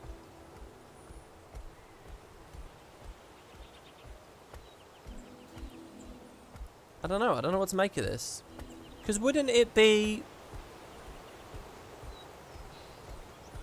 Obviously, I don't want to leave the circle. You prefer 3D over 2D? Well, I don't know whether I can say I prefer it. They're like totally different experiences almost, right? Oh, here you go. Here's a fallen tree.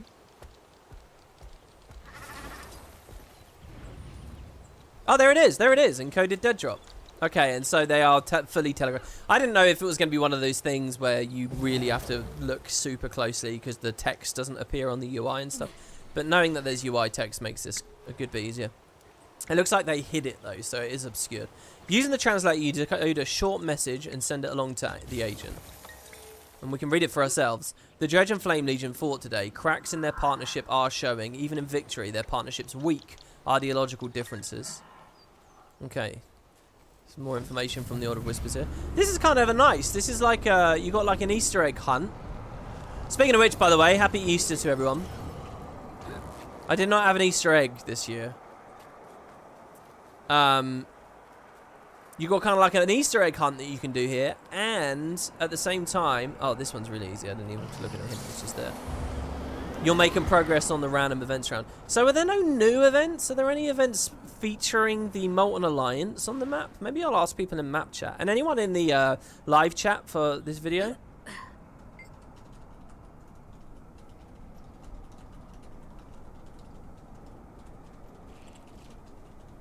I don't know, just like some Molten Alliance portals appearing that you can fight. Using the translator, you decode a short message and send it along. I was nearly discovered at the last drop.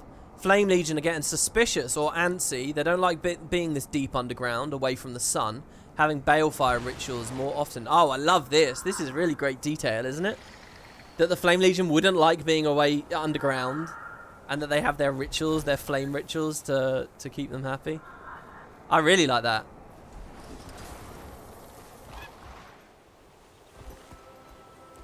That's actually exactly the kind of like detail and world building and extra information that I really miss a lot of the time in Guild Wars. Like that was perfect. 3 cows alive. This is done. Hold it here, meat. I smell more of those humans around here. Oh, yeah, look, if I can tag one of them. Okay, I think I tagged that event. That was really tricky because there were only 2 separatists around. This is super cool. I'm loving this. There's all players everywhere, all around Diessa. This is great. This is the kind of thing that I like the daily system to do, right? Where it's like, you know, everyone should be, when the daily is to do events in Diessa, it should feel like this, you know? Instead of getting bypassed. If you guys watched my video on that a while ago.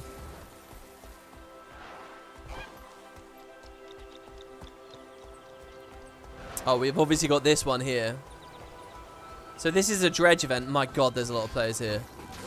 Oh my god, that's a lot of players. I guess because they're all coming from outside of Cragstead. Oh, what? There's no way. I'm not going to be able to... Isn't this boss just going to get nuked? Look at all the mechanists around. This is bizarre. Oh, man. Maybe if I give people enough boons, I can get a little bit of credit via that, but I doubt it. Oh, they're not scaled enough. Oh, no. I've never... Okay, we got to preempt this. If we're going to get this... 54%. Oh, it's just the design of the event. This event is... Oh, there you go. Oh, no, that was the cows. All right, boom. We've tagged it. We've tagged it. I'm not going to stay here anymore. We could go kill the worm, though. I don't want to just do this but based on the event, on the old events. I want to do it with the new events. This is perfect. These eggs are going to turn out fantastic. Jesus Christ, those frames. All right, let's get away from that Zerg. Okay, so there's going to be another dead drop around here somewhere. I'll take a quick scan. A quick little look, just with my eyes. What would be an interesting place? There it is. I would have kind of preferred it if there was one on a tower or something, you know. Okay, what do the Order Whispers say to us this time? Did I read the studio update? No, I haven't. I'm out of touch on that. ArenaNet are trying A/B testing. Some players will be testing new player experience changes. One player noticed they're getting more XP than their partner. Oh, really? No, I guess I should read that. That sounds like that's pretty good. Okay, they're building something massive in the heart of the mine. Not letting anyone get too close. I only caught a glimpse of it before I was ordered back to the line. Okay. So, that's 3 of the dead drops. Oh, the telegraphing is brilliant. When you get it, it takes the green ring away and everything. Oh, and another one right on that rock there. Is the Molten Furnace the origin of the Kabram catchphrase? I don't know. I can't remember. I mean, we're about to play it. I'm really excited to play that. I like that dungeon a lot.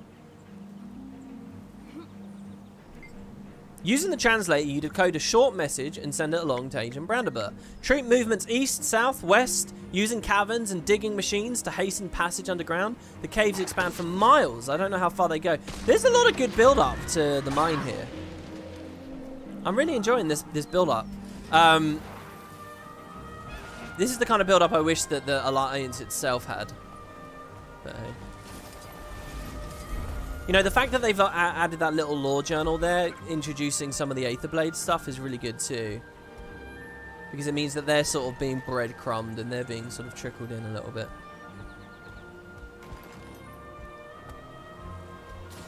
I'm just going to try and look. It's interesting seeing Ghosts of Ascalon here. This is quite far away from the wall, actually. And we're spending so long thinking about all the other areas of lore. Having one near the dredge would be smart, I think. But hey, there you go. The pack Marmux is done now. Imagine staying the whole time. That's what most people will have done, though, because that's why it's so so populated, that event. Sorry, no. Wait, where do I read? Oh, it was the mail, right? Okay, we're at Graham Hills now. A rocky outcrop north of the field in Graham Hills. So it's probably there, right? It's probably the other side of this cliff that I'm at.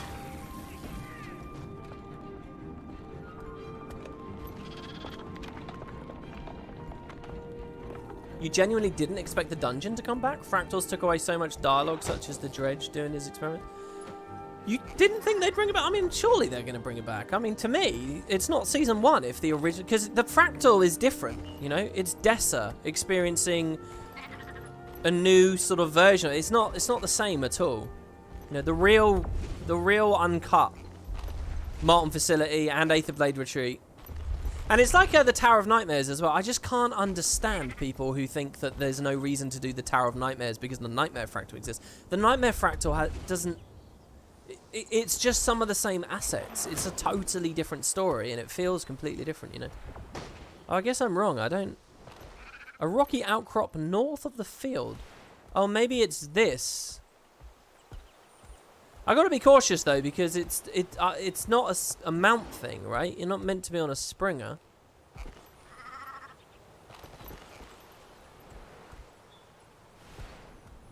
Oh, maybe we walk up this.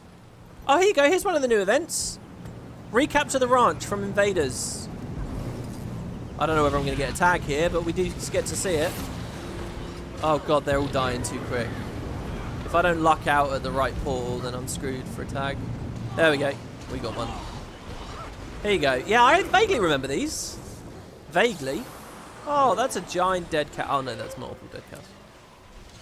There you go. That actually, that finished. Wait! But what about the other dead drops? I want to get the other dead drops. Hopefully I can still get credit for it. Here's one over here. This is a little bit weird because my information on how to get these dead drops is from a mail, which I could delete. It's not tied to... Oh, maybe there's an achievement that gives me the hints as well. Okay. New prisoners every day. Some are put in pens. Others taken away for weapons testing. Haven't heard anything about that. Not sure I want to. Okay, there should be one more dead drop. If I remember rightly, there was one here and then there was like one there, maybe? Let's read that mail again one more time. By the snowy tree behind the butcher's yard.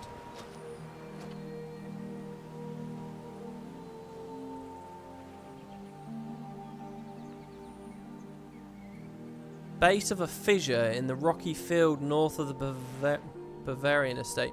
Okay, hold on. Bavarian estate. I just got that. If that's a pun on Bavarian. Let's see. There's going to be a dead drop achievement, right? Oh, here you go. Complete events, return audio logs. So this is the achievement. But it doesn't have my hints anymore. It says 20. Okay, so I can either get dead drops or just do the events.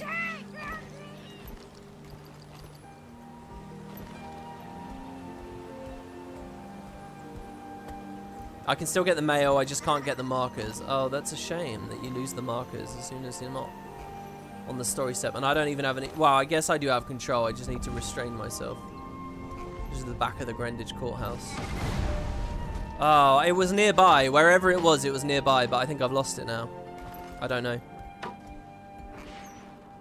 Does this mean we'll get another Karka event with a guaranteed precursor? I seriously doubt it. It seems like an absolute no to me, but hey.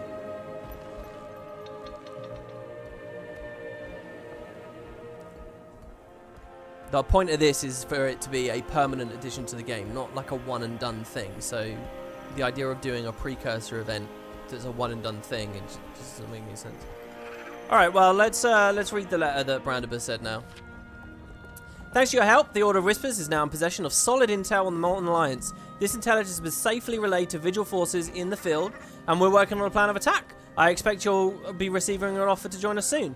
Please also accept my personal thanks. Without your aid, both the Order and Diessa's inhabitants could have suffered much more. They've endured enough of this mess already. P.S. We'll continue to collect intel in the Wayfarer foothills, so keep an eye out for additional dead drops in that region if you pass through. All intel is good intel. Okay, so is that optional? You can feel it's a bit weird, right? It's a bit different. But it was always going to feel a bit weird, the way that the whole thing's structured. An encrypted thank you letter. Warning, do not consume. This message was self-destructive consumed. Alternatively, consume if the consequences are of no concern. Okay, is that a reference to the way the community had reacted? It's funny. Oh, look, there's a keg. But we get the karma. That's nice.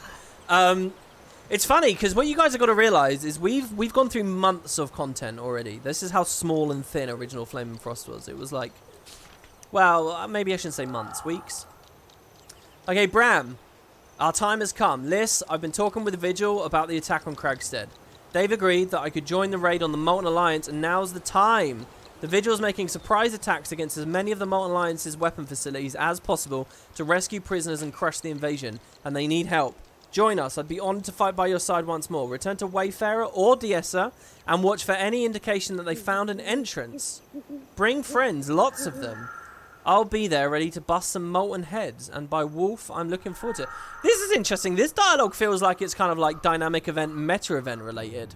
It also seems like the entrance to the dungeon is only going to dynamically spawn after an event is finished. Was that how that worked before? You beat one of the dynamic events and you went into the portal? Is that how that worked? Because to be honest, I don't remember where the entrances were before. It must have been that. Do you know what I wish they'd done? I wish they'd actually put a little dungeon icon. You know, like the original 8 dungeons. Oh, here we go. Was this always the entrance? This one here? Hold on, I gotta see. So this is an entrance to the dungeon, right? I gotta see something here. Hold on. If I go to, say, Vendrax, is there gonna be a green starburst and a dungeon entrance here as well? Oh, that's a Mission Impossible reference, is it? Oh, no, there's not a Wayfarer. So there are dead drops at Wayfarer, but how do I get the telegraph for it? I had to do an event in several locations. Okay. So, is that still true, do you guys think? If I wait around long enough, do you think that this is going to disappear?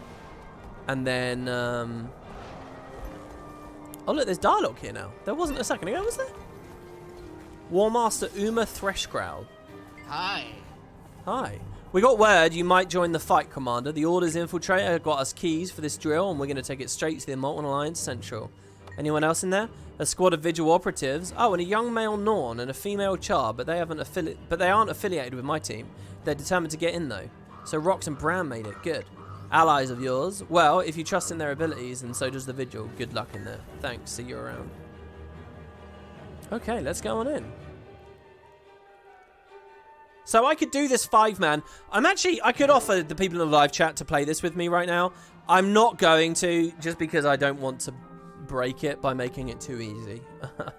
Which I feel like is a risk. Let's put reflections on while we're in here, since we've got the frames to spare. You never know. I don't think that there's any water.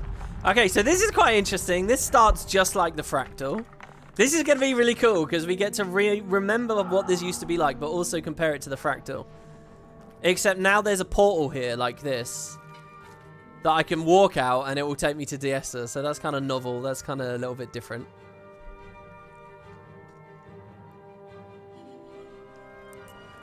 You're curious how they're going to do Lion's Arch? Yeah, I'm suddenly very curious about episode 2, because it seems to me, if that's going to have the South Sun stuff, episode 2 is going to have a lot of, like, differences. A Baller Gloomstride. You're right on time, Commander. This looks to be the big one. We're fighting the unfightable. Oh, this is Order of Whispers dialogue. For me, because Liz is in Whispers. You must be Agent Brandover's partner. Just solving the unsolvable. This is cool. You only really see this in Core. They dropped this in the later Living World stuff, if I remember rightly. You don't get it much, but here it is still. I take it you helped him out then. I got what I could out through the cracks in security. Now's the time for it to pay off. Do you have any information on what we're up against? I've been infiltrating the Molten Alliance for weeks before things lined up for this operation. We're just outside the main facility. New weapons, mining, and experiments on the captives. Alright, get some rest. I'm headed in to put an end to this. Something isn't right. It's too quiet. The Molten Alliance is up to something. This is going to feel weird, because I think there's sort of a vague expectation right now as we step forward for Diessa to start speaking. But of course she won't.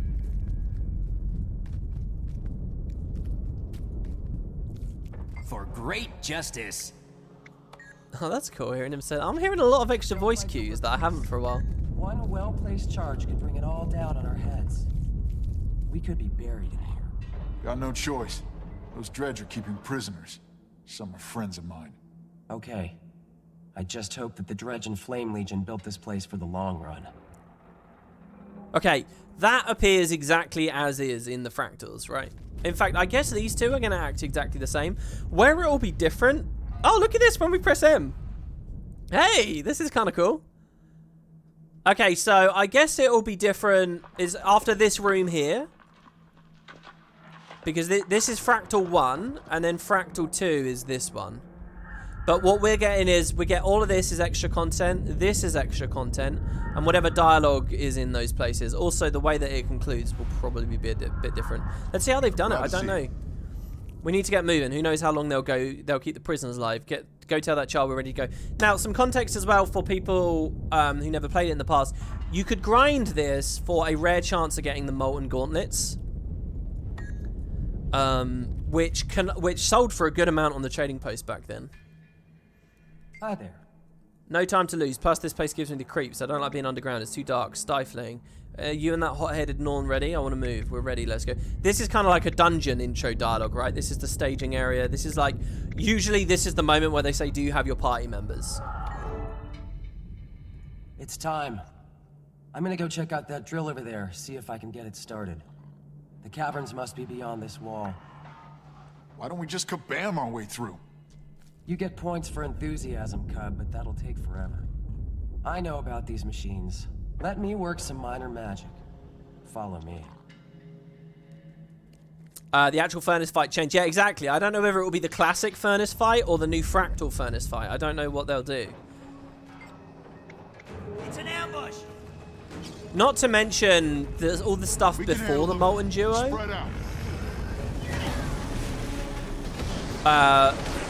Might be different when they added that fractal too. From the original playthrough of it. So my memories of this back in the day, I don't know, I'm sure everyone as they play through it is thinking about what their original experiences were. For me, I think I played this maybe once or twice lifetime. I really didn't play this much. I wasn't that interested in it. And actually, I've got to be honest, I was very disappointed in Guild Wars around now. You know, I was hopeful for the future, and I believed that they were working on an expansion, because before launch, they said they were splitting their teams, half on the expansion, half not. Okay, don't follow too close. These things can spit hot rocks. Here we go. But this was a generally unhappy time for the community, as far as I remember. I wonder how slow this thing is going to move. Because you got to remember, we're like 9 months since launch at this point. And a lot of people were dissatisfied. And it's not necessarily even that there wasn't enough content or whatever, but it was like the story direction felt weird for a lot of people, I think. But also, Guild Wars has always struggled because it did so many weird things with progression, you know. And there were a lot of classic MMO players that now had legendaries and stuff already at this point, and they just didn't know what to do in the game anymore. They just had no idea.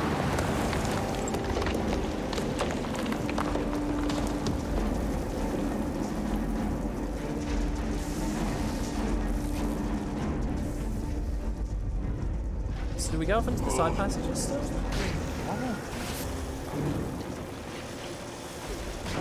I thought Rox was talking there. I tried to shut up to let her speak, but...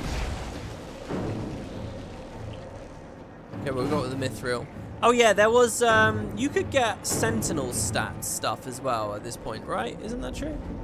Or maybe it's not true. Oh, do I not have to pick up the rocks or anything? Don't you... Aren't I supposed to get rocks and plug steam vents with them? Is that all just new fractal stuff?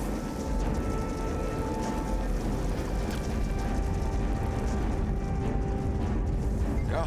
This is eerie. I prefer climbing mountains, not crawling underneath them. Yeah, this is quite eerie, actually. I think. Where's Rox? There she is. She's going to talk about how frostbite's still falling. I hate tunnels. They're so dark. I'll try not to shoot you in the back of the head by accident. I'd appreciate it if you didn't. So these just like optional chambers for us, essentially, in the dungeon?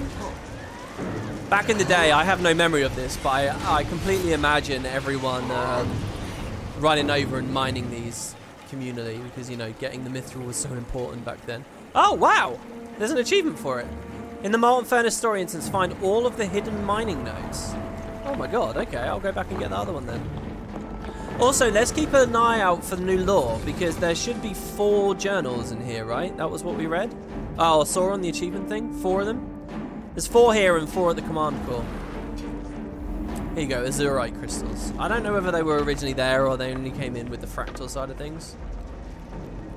Eduardo with a donation, thank you, man. WP, have you heard news that they are skipping the South Sun arc? No Ellen Keel, Canuck, Jobbertron introductions. They better not cut them out of the season. No, I haven't read whatever this article is. I'm out of the loop. I haven't read it. I don't know. I'll have to have a look. Maybe we can do a video on it. But it sounds... It sounded to me more like they were just changing it, not that they were cutting them. Are they cut? Is that the news? That the stuff's cut? Look, we don't live in like a... I think I often give people the impression of this or whatever, but we don't live in a black and white world, right? So, you know, Living Wild Season 1 can come back, and it might drop the ball on some little things, but it's still a worthy initiative or whatever. I'm just trying to keep my eyes out. I love these little chambers, by the way. They feel really detailed and really rich. Full of little mushrooms and things. Back when this first came out, I don't know if FOV sliders had been added yet. Stay alert. Wow, is it just me or is Rox really quiet suddenly? I feel like she is. Oh, Q, you have a potato next to your icon. Yeah, guys, a couple of weeks ago, right after that last video I did, I set up the YouTube partner thing. I'll talk more about it in the future, but you can get like a little potato icon here. It's like £2 or something. Oh, I think actually on my last video I talked about a bit about it, a tiny little bit. Hold on, how do I get that last one? Do I have to climb up from... I actually don't know how to get up here. Oh, it's not from over there, obviously. Is it in here?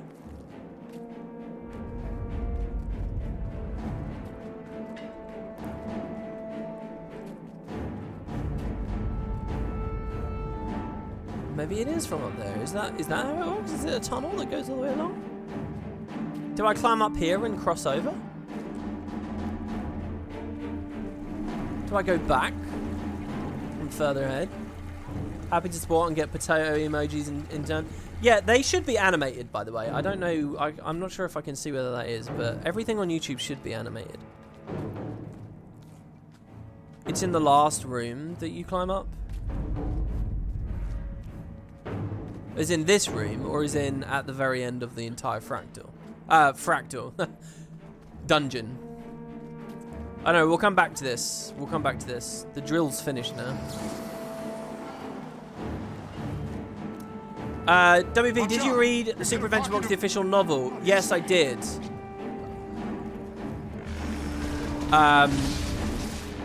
I actually hadn't read it. It's been in the game for like 2 years already, hasn't it? I actually hadn't read it until this year when it came back to the festival. But I did read it this year. I actually made a lot of good Super Adventure Box progress this year. Most days for the first week and a half, I did all the dailies, all the glitch chests in World 1, plus the first one in World 2, and trib runs, like lots and lots and lots of them. I got a lot of baubles, and kept buying the new weapon set. Oh, here we go. It must be this way. Yeah, here we go. Oh, these guys are moving already, so let's just stay with them so we can get the dialogue, because they're not following me anymore. So there's a huge encounter here in the fractal that's not there anymore. Roar! She's quite cute there.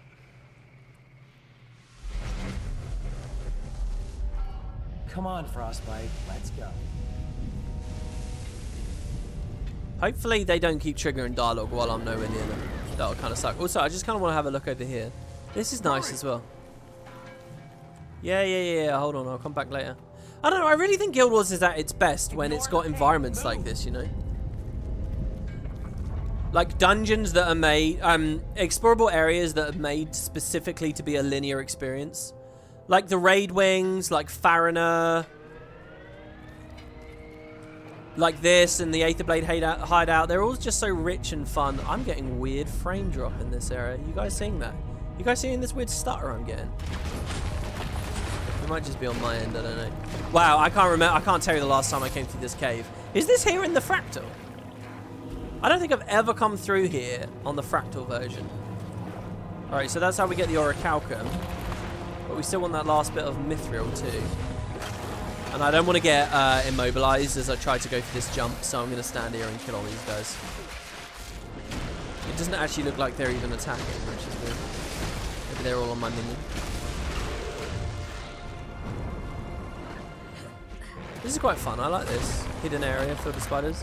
Also, we can break combat and we can be sure to make the jumps. There we go. Wait, that's 7 out of 8 though. Ore node 1? Eh? I've missed an ore node. How have I missed an ore node? Oh, please tell me I didn't still have to be high up. Is there one like right at the goddamn start?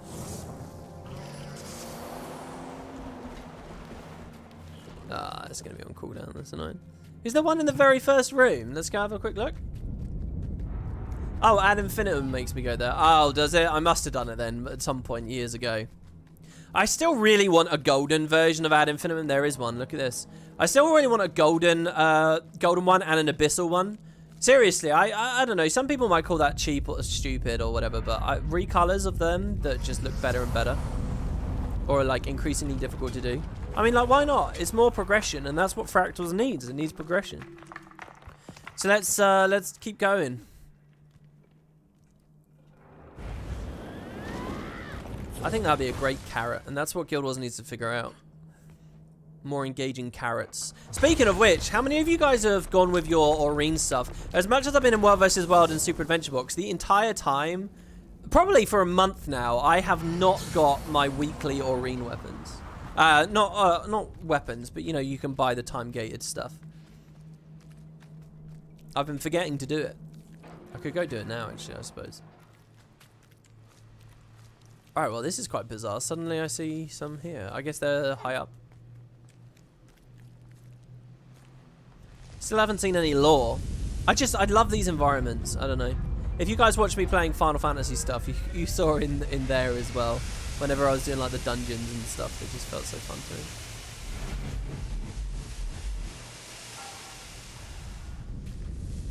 It's just such a great feeling. Okay, it's up there. This is really cool. I did not remember this. There's a hidden jumping puzzle thing here next to the steam vents. Honest to God, I have no memory of any of this. I did that too early. Also, I saw it was a big jump, but then I thought, can I glide? And then I committed to the jump, and I realized, oh, obviously I can't glide because we're in an instance. And then I realized there was this. Oh, are you serious?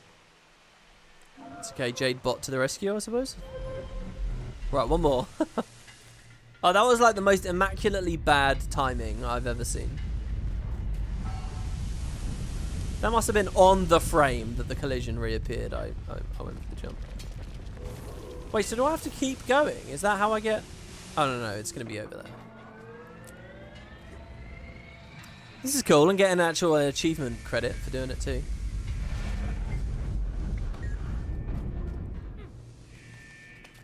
It's low down. The wolf in me is growling. Mine too. You know what I mean.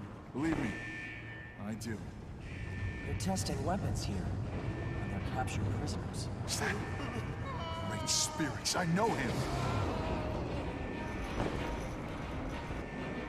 You know, honestly, this feels good. I like this as a patch. That one's quite sneaky. Especially because now I've got to commit to a lava room.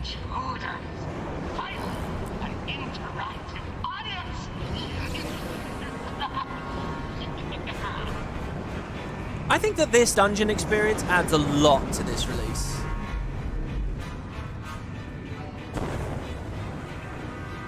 They're going to easily hit the 2 hours, by the way.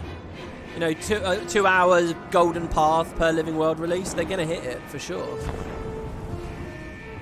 Obviously, I'm sidestepping a little bit for extra achievements. Okay, here we go. Now, how's this going to feel? We're about to get to new stuff here, by the way.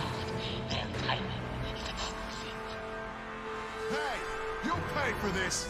It teems with outrage, the vermin. As if that will save it. As if. Begin test now! I say no in air quotes. It's behind that door. Getting stucky in here. How about some fresh air? We're going to see the section of the dungeon between the two fractals. Okay, is this going to feel exactly like... So the stress modifier... Oh, to me it doesn't look like they've really changed anything. 1 damage per tick.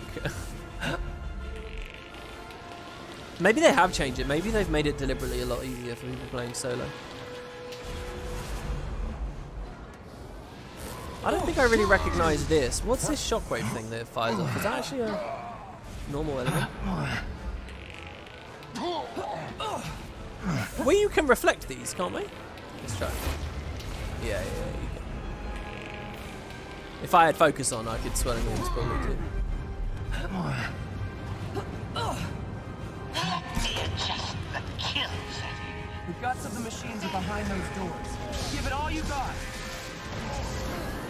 Wait, give all what I got? Just kill the shaman, surely, right?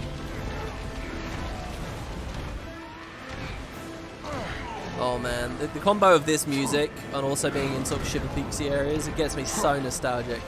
This just made me think of the first trailer right here, where the camera goes through the frozen mountain areas with the trees.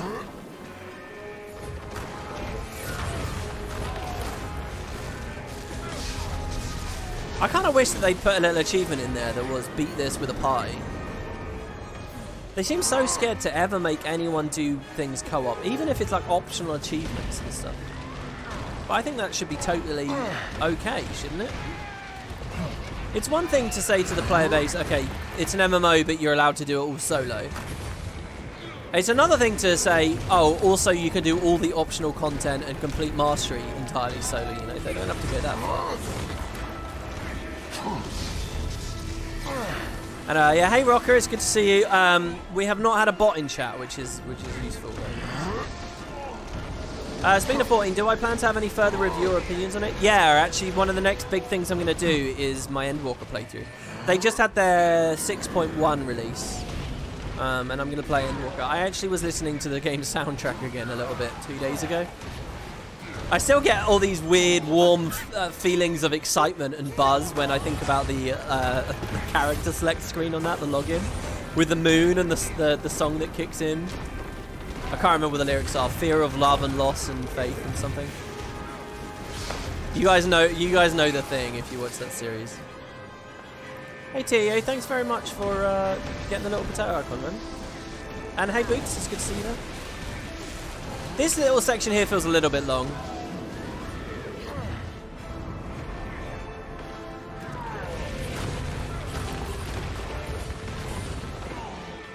Maybe it's because I'm swapping targets too quickly. Wait, am I making a mistake? I am making a mistake. I needed to hit the thermal core. And it does have a telegraph on it, the X, but it's really small and like hidden inside, so I couldn't see.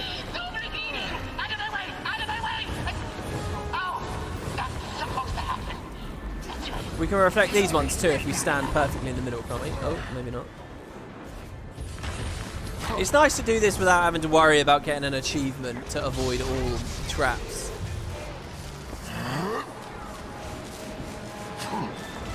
Wow, I dodged way too early there. Well, that's quite a lot of burn.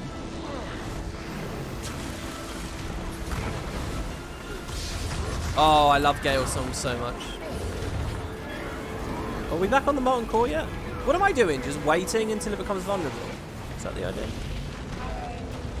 Or kill enough shamans before it becomes vulnerable?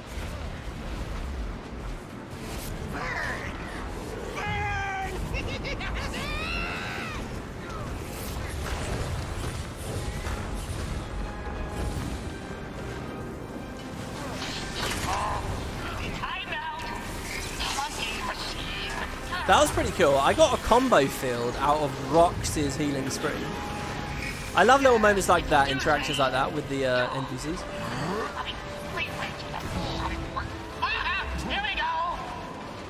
This is very similar to the Fractal, actually. Very, very, very, very similar. There goes my promotion. Dude, what is it? There's so many random little bits of dialogue, like generic dialogue, like press F on someone and you get a generic thing, or when they die, that I haven't heard for years. When was the last time I heard that? There goes my promotion from a dredge.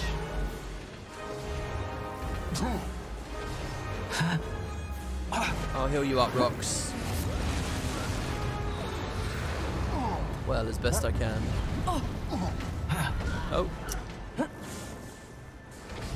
This Mithril back here is taunting me as well. This is quite interesting too, because in the Fractal, I don't think you can ever get back there. Maybe you can. I don't think you can.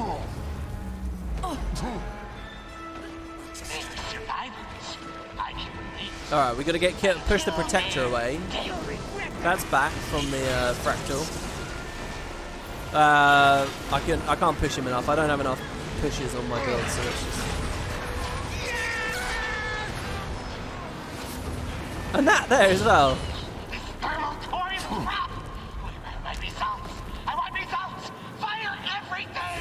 So look, guys, they didn't only start swearing in End of Dragons.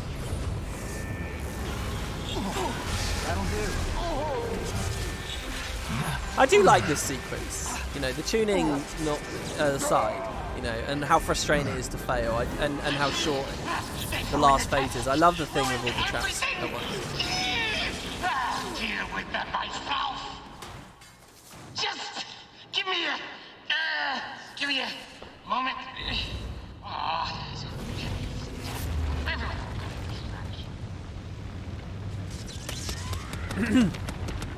I'll give Bram and Rock some might. Why not?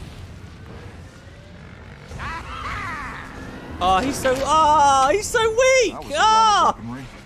They sure packed for invasion. Probably going after the Black Citadel. Or Holbrook. Maybe both. We have to get out of here and warn them. Well, there's the exit. Let's go. So here the Fractal would usually end, but we get to keep playing. So this is the missing middle section. Let's see how long it is. Do they have new dialogue now? No. Oh no, they do. I don't like this place. I smell the things that they did here to the prisoners. Burning coals. Ugh, my stomach. Welcome.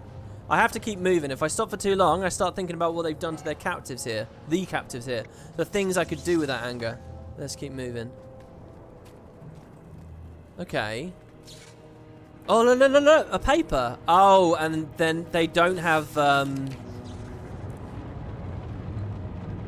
Oh my god, have I missed 2 of them already? They don't appear with text on the UI. Okay, so here's some new lore, guys. Totally new, this is. 100% new. This is a Taunton page from Kostya's lab journal. Kostya's the person we just killed. Gigog? Who the hell is Gigog? Let me, wiki it. Gigog. Gigog is not on the wiki. Gigog has us following orders from some strange lady named B. Okay, B is definitely Scarlet. Definitely. None of us have seen her, but Vova swears she heard them laughing together deeper in the mine. She's only been in the facility once or twice, but it'd be nice to put a face behind, well, all of this. Now that Gigog's armor is complete, and Rhodian's transfusions have settled, apparently B is sending them to work to the surface, while the rest of us continue to work on the machine prototype. Vova and Gigog are no longer on good terms, arguing over resources, and I'm guessing these are going to be the Molten Duo bosses, right? Their actual names. Vova and Gigog are no longer on good terms, arguing over resources and constantly bickering about his newfound friendship with Rhodian. Vova is worried that Gigog is lost to us. I think she's afraid of him. I feel like I should be afraid, but all I can smell is the burnt skin of prisoners dancing over metal grates. It was fun for a week or two, but even I'm tired of taking orders from mysterious laughter. Okay, so hints about Scarlet. More meaty ones earlier. So this is just lore about the Molten Duo, basically. We get names for them. How one of them has their big machine outfit, and then the other one's been transfused.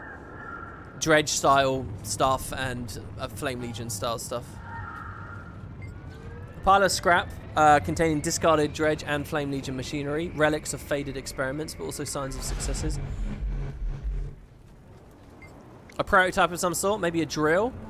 Prototype of a Breachmaker drill. While its exterior definitely Dredge made, its inner components are a Flame Legion design. It burns to the touch. Unfinished weapons and blood-drenched objects are strewn across the table. Not only have they been combining Flame Legion and Dredge technology, but experimenting on prisoners. And it smells like rot. Wow, there's a lot of really good descriptions here of just kind of nasty stuff going on. Oh god, where's all the other papers though? Where might they be? Okay, so we can climb down here. Oh god, what's the game though? Oh, I'll go this way maybe? And then along this. This is crazy. And here's how we get to the Mithril. Nice. Oh, that's my glyph of flight. I thought I was getting a weird buff there. I've missed an ore again. What? I've missed 9? Actually, I've missed a bunch.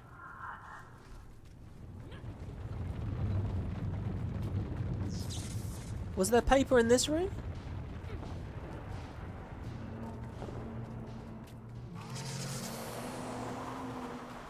Interestingly, couldn't I climb along the tops of these and get out? No, maybe not. Let me just have a quick look, because we kind of skipped through this room real fast before. Yeah, I did. Look, there's one back there. Oh, I love the way that this achievement's done. They're really well telegraphed on the minimap. The ordering makes it very clear when you've missed one, as they're listed out in the achievements panel. They're taking me to fun areas of the dungeon that I haven't been to in years and years and years. Genuinely, I'm really liking these. Okay, I've still missed 9 though.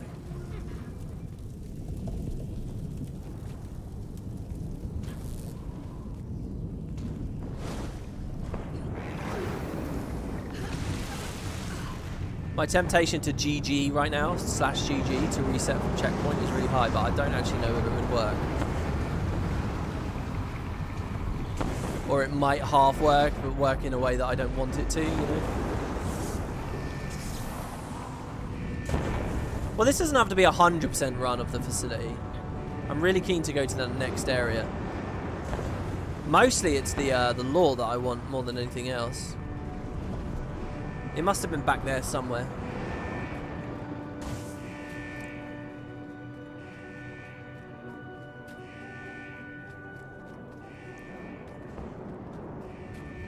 You know what? Maybe there's one in here. Or at the top of this little tower thing.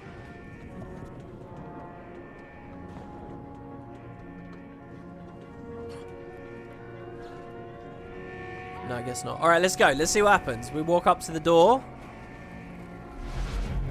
Node 9 is out of order. Don't worry about going back for it. Oh, brilliant. Thank you. Nice tip there from people. The door opens. So there's an ice room. Who remembers that there was an ice room? Actually, I think in one of the fractals, if you go backwards, you can find this. A molten gunner and a molten brawler. Oh, this is cool. Look, he doesn't actually have any weapons. He's literally using his fists. I guess those are they animations that maybe the boss is going to be using later?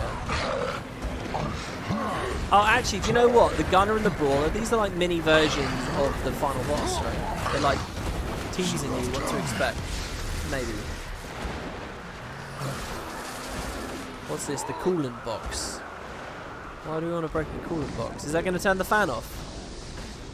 It does turn the fan off. Nice.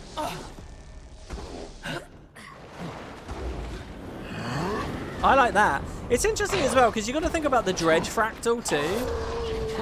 And that this is actually newer than the Dredge fractal, because that was an original fractal, which came out, you know, in 2012, and this is the start of 2013. So all those fans and things you see. Oh, I gotta get my my summon back.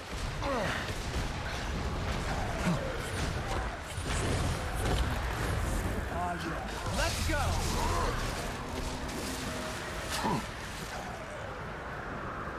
Let's break this box. I'm not sure there's much of a reason to do it. Actually, hold on. While I have the while I'm near them in the cold areas, does it put an effect on my screen? A bit like in the Icebrood Saga. It does, right? This effect? Isn't this just an Icebrood Saga effect? But now they've retroactively added back to this part of the dungeon. This is cool. I just want you guys to be clear about this. I have absolutely no memory of any of this. right now. I'm not expecting it to be super stellar if it's the old stuff, because this is clearly like the stuff that they decided just wasn't good enough even to make it into a fractal. It's probably just run around hitting things, but still. Gate. I love breaking my way through gates with burning speed. There's something really satisfying about that. Nothing there. Oh, there's enemies coming behind us? It's a brawler and a gunner. That's very rare for Guild Wars, isn't it? It's very rare for them to spawn something behind you. Guild Wars 1 would do this kind of stuff a lot more. You know, hidden ambushes and patrols that come from behind, and you know, the fact you're being flanked is a tactical or strategical thing. I always never do it in this game. That should kill it, the Warhorn 4. 5.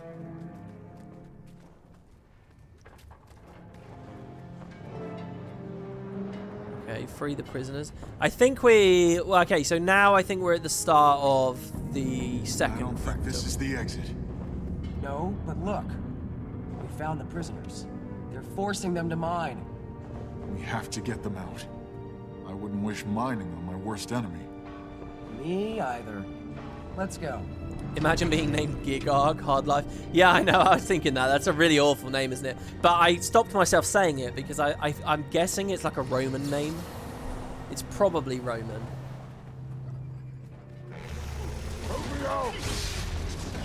So even though it sounds weird, it's probably Char accurate. And also, you gotta think, after all these years, they're probably running out of the cooler names. Can I jump into that? Wait, hold on, how does... Tribune Brimstone sent me to get you out.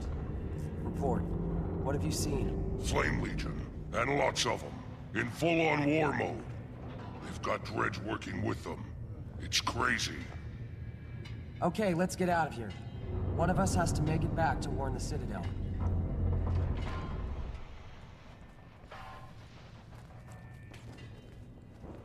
Wait, what? One of us has to make it out to warn the Citadel. I would have thought the prisoner would leave now. Thank the spirits, we found some people alive. Good to see you. This is what we came for. Focus. Okay, now the door's open. Isn't that the Grothmar chef? He's a million voices, but yeah, you're definitely right. The Grothmar chef does sound exactly like that.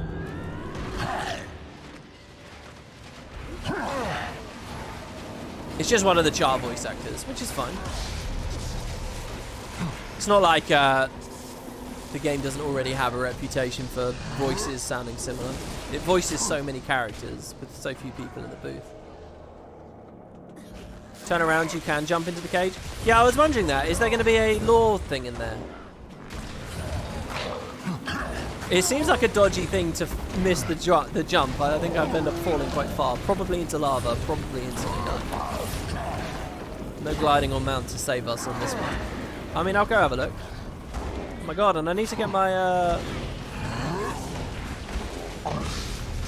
we're going to save this prisoner here first, real quick. Stalker.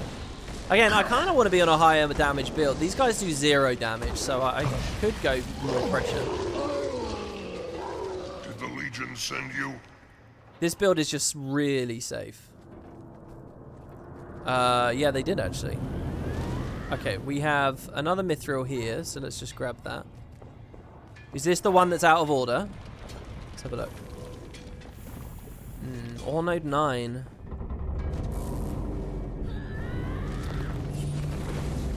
Oh god. Oh, no. I almost missed that. Hey! Oh, this is the last one. I guess I missed 2. There's probably one in the entrance room. And then there's one... I don't know. Well, maybe there's one in the entrance and one in the exit. We've been here for, by the wolf, days, weeks. A month may have passed, but I don't have the slightest idea. They killed Baki, Magna's little boy. They dumped his body back into the cell. I covered him with my shawl, closed his eyes. His feet were charred. His arms were swollen and red. I haven't been taken for a round of experiments yet, but I fear for the worst when they do it. Sorry, when they do. It seems like only a few come back alive, and the others, I hope their deaths were swift. though I'm not ignorant to whatever reality awaits us deeper in the mine. I can only pray to the spirits that Newt is sending aid. Oh man, these are quite dark, aren't they? Okay, can I actually jump in there? It looks like it does look like a doable jump. But if there's an invisible wall there, why would I want to do it though? Is there an interactable? Oh, there's a body. Search the body. There's something inside the pocket of this prisoner's shirt. A molten memorial. Wow. The last will and testament found in a molten facility belonged to a prisoner from the Shredder warband. It's addressed to Sten Vale Shredder in the Black Citadel's ruins of Rin. Oh, there's like a whole side quest thing. Wait, where is this? Is this... Yeah, it's in Flame and Frost. Is this old content that I'd missed? I don't think so. This is... They only really figured out doing quest-style stuff like this a bit later, didn't they? Torn letter. This hastily written letter is smeared words and is flecked with blood. And then this is a crude drawing. It's of a Norn woman. Her name Ayla appears below the picture. It shows her standing proudly in front of the Lion's Shadow Inn. So there's going to be 3 papers I can find, and I deliver them to 3 people. So this is number 1. Okay. There's a good amount to do here, don't you guys think?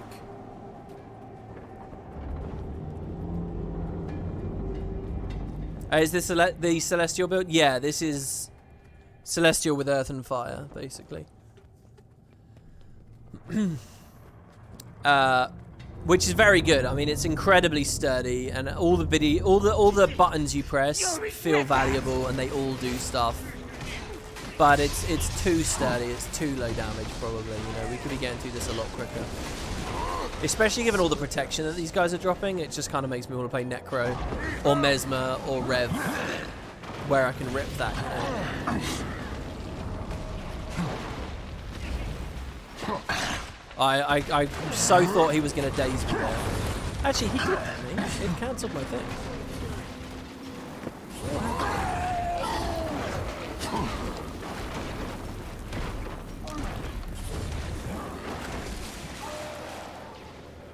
Okay, down he goes. We get another prisoner. Listen, the moles mentioned other bases. These mountains could be full of them. So, the molten gauntlets that you got from like grinding this, doing this regularly as the RNG drop.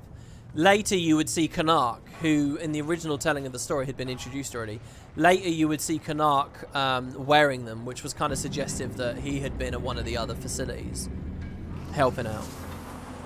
That we do this one, but other heroes are doing other ones. And if you think about the whole thing about the entrance of this, where it's like random dynamic events and the actual entrance changes, that's kind of suggestive that there's lots of them too.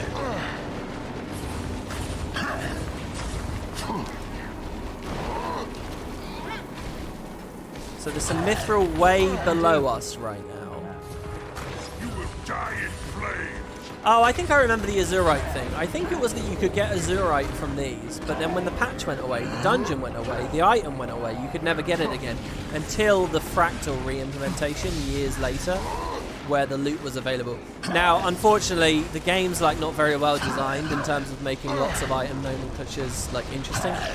So who really wants Sentinel outside of people who just want to gimmick up a lot of health on a warrior? But it was expensive for its time. This is interesting.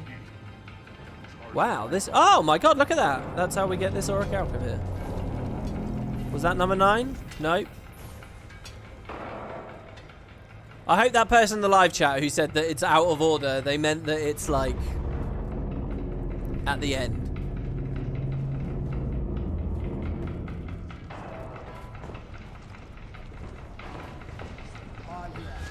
So the truth is that since they reworked the Molten Duo, I haven't really done that Fractal that often. That's one of my least played Fractals, you know. This is like Path of Fire era when this stuff got re-implemented. And the other thing is as well, when I have played that Fractal, I've mostly just charged through this whole section and skipped a ton of it, you know. Because there are very quick and cheesy ways to just get through this whole bit of that Fractal. So this all feels really fresh to me right now. All really new, really fresh. Another prisoner, hello? Crap, they're all over these caves. We have to hurry! Everyone, pick up a weapon! Are you okay? I can't think about that now. Let's just get out of here. Otilia? Don't ask me that. Not now. You and your friends just need to get us out. Okay. Is that what happened to Attilia? She died here? Is that the story? I can't remember. Don't we meet her in Cragstead? I'm sure we do. Has that all been glossed over in this retelling? Say goodbye. It should be the last one I see. Oh, okay, cool. Why is number 9 the last one we see? Why isn't that so out of order? That's very weird.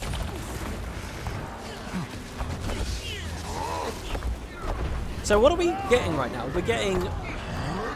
We're mining ore. We're looking for remnants from the prisoners, and we're looking for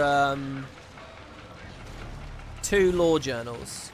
All right, here we go. Let's finally swap that. What I remember to do. So this is a huge environment in the Fractal. This is a massive fight that you take place in here. Oh wow, there's crushes here, and they make you use the thing. That's funny. I'm gonna get out of there real quick. Ready or not, 9. There you go, 9. So now 16 is somewhere out there.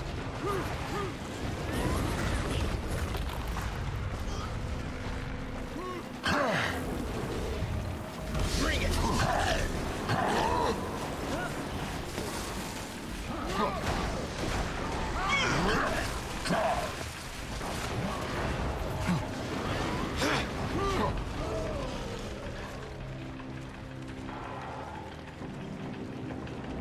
That's the last of them. Now what? Now we get the flock out of here. Okay, everyone, we stick together. Do you hear me? You're the sheep, I'm the ram. Follow me. How come you get to be the ram? I've got the horns. I like this. Ram definitely feels more like the ram to me in the latest storylines.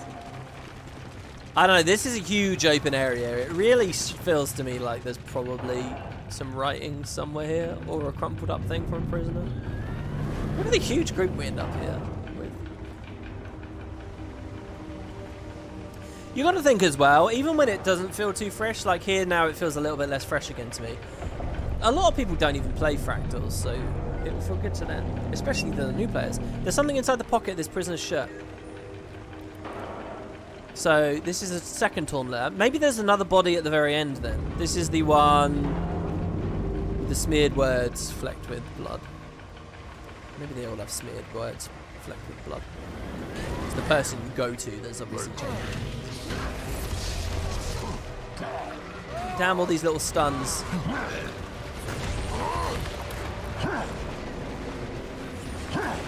I should probably just engage with an earth overload, because with all the boom duration, you actually get an okay amount of like extra stability, especially if you just use a sand squall afterwards with it. That'll do. Thing is, I usually like to use the sand squall to extend the quickness. Get a mining suit and a protector. This is a cool combo. I like the idea of one guy that makes everyone else immune to damage, or like super defensive, and the other guy is constantly spawning ats. So, you know, there's a lot of pressure to kill the defense unit fast so that you can get rid of the spawning unit. And it sort of snowballs out of control if you don't. Here we go, another piece of paper. Gigarg has our brothers and sisters running around like headless chickens, forging massive plates of iron and Delgamore steel for his own armor. He's getting... Oh, so the Delgamore steel being talked about earlier maybe was just for the armors. He's getting on better than expected with the Flame Legion, already looking down on us like things to be bossed around. Has he forgotten who we are, how we suffered, or does his heart beat with a newfound thirst for power over others? He and Vostya thrive, while many of us are left to clean up the messes left behind by their failed experiments. More insights into the troubles between the Alliance, which I like. Oh. I really get tagged by that there? Let's go around this way. Looking really closely at the shelves and things, because you just never know. Okay, the pipe controls, I think, is just to turn off the pipes for other players who maybe struggle to get through that section. And of course, here we are. So this is not it, though, because once we kill the boss, there's an ending section which does not appear in the fractals, as I've said a couple of times.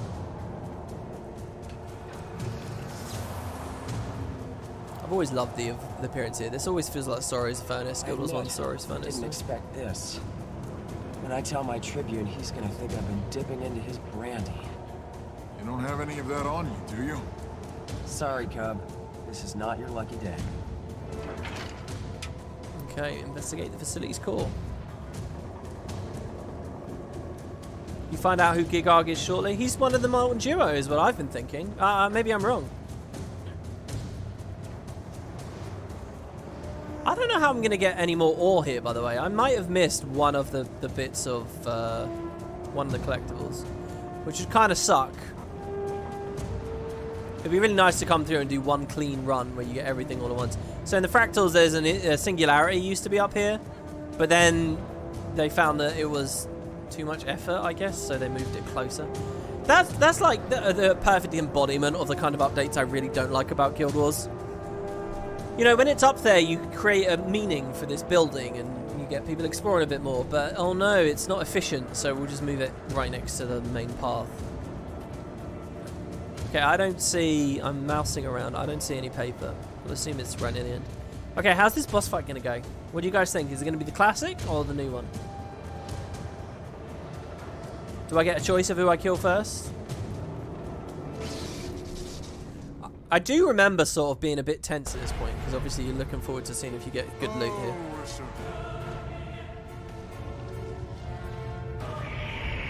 We've got company.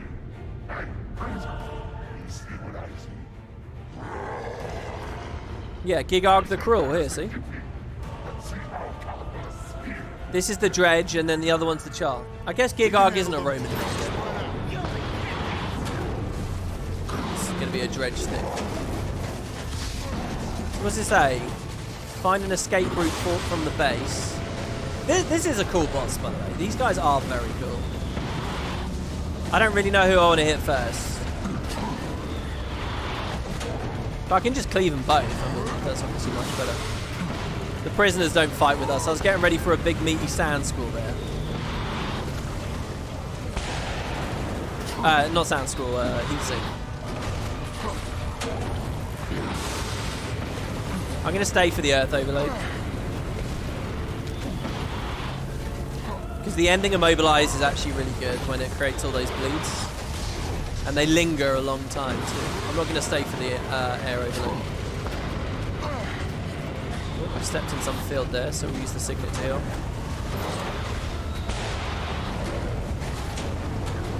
Now, is this guy, the slightly healthier one, going to fully reset all his health when Rodion dies? Yeah, I guess so. Down you go, Rodion. I guess I'm going to have the Firestorm, is that his name?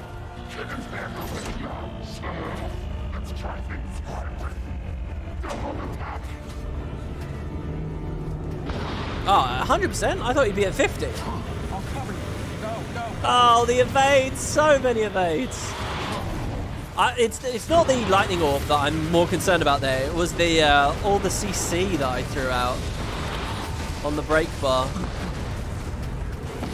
Oh, this is honestly such a cool... I should have stayed for Earth.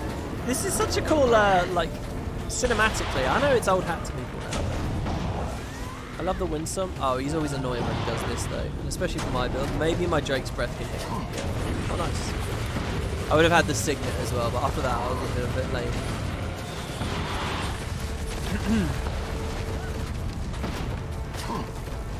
It's a very long dungeon, though, so I can imagine how frustrating this would be for someone who can't beat this boss when they get all the way over here. Maybe they've done checkpoints and stuff.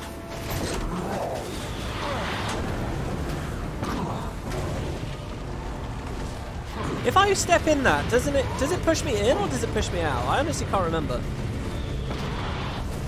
I'd rather not sit around trying to find out. Maybe my Earth autos are in range. No. Come on, man, you're cheating.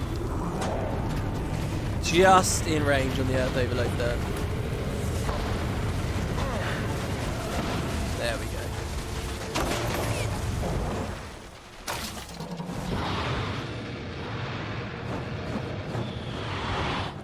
Almost missed his awesome death animation there. Okay, that wasn't so bad. Where's the next one? I'm ready. Relax. We got them all. And I can't believe I'm saying this, but I saw explosives over there while we were fighting. Explosives? Rust my britches. Yeah, explosives. You all should blow this place up. What about you? Me? I'll be over there by the door. Let's just say explosives and me. We don't get along. That's an interesting thing as well. That's alluding to the mine collapse and so on. We don't see her talk about that much. I love that tunnel over there, by the way, where the bosses came from. I get the chain link fence effect up there so much.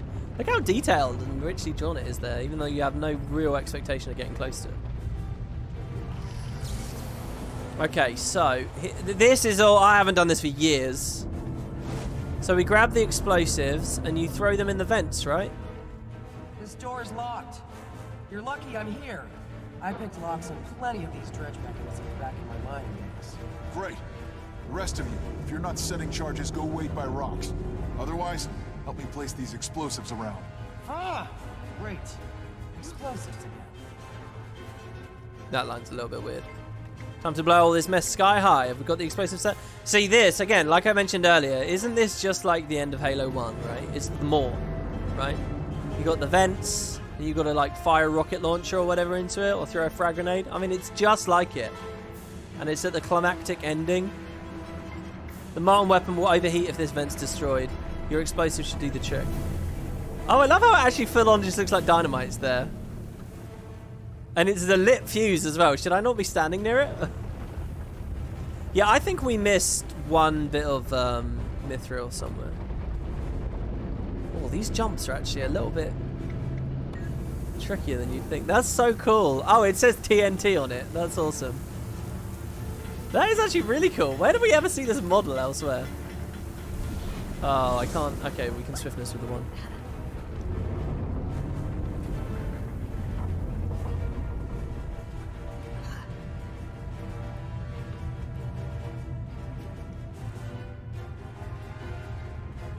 Yeah, this all feels totally new and satisfying to me. Oh, we do get another angle of the tunnel here.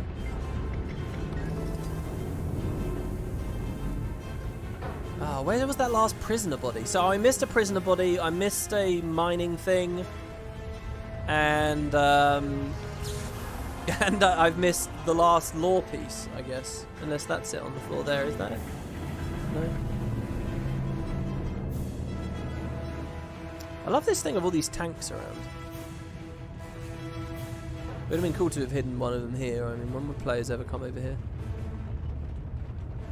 It's always funny how detailed these are. These are one of these things that you can never really like look at and enjoy that much because they're always in combat scenarios, so you're fighting them and there's no tonic for it or whatever either. Okay, all good, Bram. You ready to go?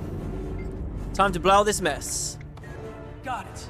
Not a moment too soon. Everyone out. I'll clear the path. Follow me. Trust me, we don't want to be here when it blows. I don't remember that. Well, there's not content back here, is there?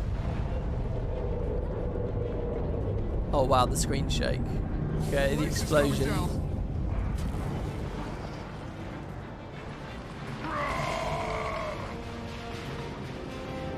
Oh, I'm in an awful situation right now where I'm desperately scanning. I'm trying to enjoy it, but I'm scanning for pickups as well.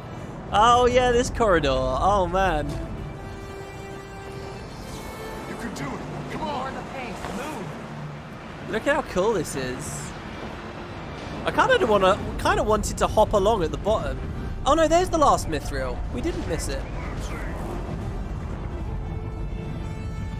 Sneaky, right at the goddamn end. There you go, we get that achievement. The facility will collapse in 10 seconds. Oh, here we go, we get on the elevator. Now back then, they never had like the tech to like, actually have these work. Run! Yeah, I know, I'm here. Is it supper time yet? The Vigil thinks that was the last of the weapon caches. I have to get these prisoners back to the city. I'm going straight back to Holbrook with these others. I feel good, but exhausted. And hungry. Yeah. So if you're ever near Cragstead, you better stop by. If I come to Cragstead, it won't be to lounge around your hearth. It'll be to grab you from mission support. I'll keep my mace handy. You do that. I'll see you around, cub. Not if I see you first. It's funny, because you don't really hear Rox call him Cub much after a while. I guess because he grows up a bit. There you go, Molten Furnace. So if I hadn't made that there in that 1 second, what would that have done? Would that have just kicked me out of the whole thing? You think you saw a prisoner body below the bridge earlier? Well, I have to look for that in my next playthrough. Okay, we're not done though. The patch actually is continuing. Bram says, no rest for me. Liz, I can't thank you enough for helping avenge Cragstead. The Molten Alliance was foolish to push us, but that device, I'm glad we destroyed it. I'm on my way to Newt Whitebear in Holbrack. I owe him nothing, but reporting what happened is the right thing to do. Besides, I heard from one of the prisoners that Attilia might be in Holbrack. Safe. I want to make sure she's okay. Rock sends her thanks too. She's taking captured Alliance members back to the Black Citadel stockades. I know we come from different worlds, but Rock says we're thrown together for a reason. She doesn't think this will be the last time we meet, and I hope she's right. Maybe I'll see you in Holbrack? I owe you the largest glass of ale you can carry. Oh, and Rock suggests you go to the Citadel to help her with the interrogations. Who knows what intel you may collect. May Wolf guide your steps, friend. Wow! What? Rox and Bram are taking the final steps of their journey. They'd appreciate your assistance. I don't remember this either. Was this old stuff from 2013? Or have they added this as like an epilogue? So let's see. For post-game content, I can do dead drops. I can do events. I can beat that dungeon again and get a couple of little things that I missed. I thought you should know. They were almost all... By the time I got to Cragstead, a dozen of my friends. I see. May the spirits guide them to peace. If we'd stood together. But no. It's every hunter for himself, right? It's not that simple. Yes, it is. What are you going to do now? You care? I'm gonna rebuild Cragstead with whoever's left of my friends. The smart choice is to regroup and finish the fight later. Whatever you do, may the spirits keep you safe. This moment here feels really weird. We're in like a cutscene and they don't know what to do with the camera, so it's just like wobbling around. He has Bear's backbone and Raven's wit. Yes, he got those from his father. I just wish he didn't also have Wolf's heart. Yeah, because Wolf likes family, you know, and you just want to run away from your kids, so... Isn't it annoying when you have like a kid and then that kid like wants to be in your life? It's like, grow up, man. Get away from me. Fucking leave me alone. That's Wolf's fault, that is. I know what you mean, Air. I hear you've been busy, my friend. I bet it was a satisfying venture to send the Molten Alliance pack in. A good kick in the face. I want to hear all the details. Maybe over a cold glass of ale? Like you said, it was a venture. I'm sure it was. The vigil came through for us here. Apparently the Molten Alliance has bases lining the mountains. It doesn't sound like they'll be stirring up any more trouble, for now at least. The road is long. I heard you went to Cragstead with Bram. I hope you had a good fight. I was worried for those homesteaders. Bram fights well. No doubt. I wish I could have fought beside him, but I couldn't leave Holbrack to fend for herself. Air comes off of this patch really badly. I tried to convince Bram to stay too. He'll probably never forgive me. So it is true. Bram's your son. It's true. I was young and eager to prove myself, so I jumped into bed with her. He's lived with his father all these years. Borge, that foolish man. We agreed it was the best thing for him, for Bram. If you put in the time, Bram will figure it out. She comes across really badly in this. Which I think is fine. I don't mind Air coming across badly. I sound like your parents. I'm glad I ran into you, Commander. Everything you did, it means a lot. All for a stranger you didn't even know. You'll always find a warm welcome in Cragstead. Visit any time. Are you headed back? Not yet, but soon. I want to enjoy the victory bonfire with the remaining refugees. We deserve it. After that, I'll return home. I want to make sure Attila is okay. I haven't seen her yet. Enjoy the celebrations and best of luck. Right. I am wondering now what happens when I go to Cragstead. But let's do the Black Citadel as well. We have these reports around the command core to find too. Bram looks older than Air. I didn't really get that vibe, but I mean, maybe.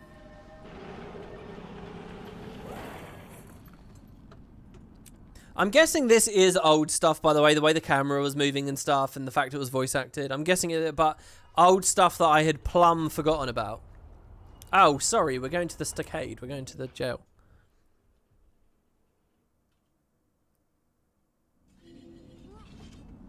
distant.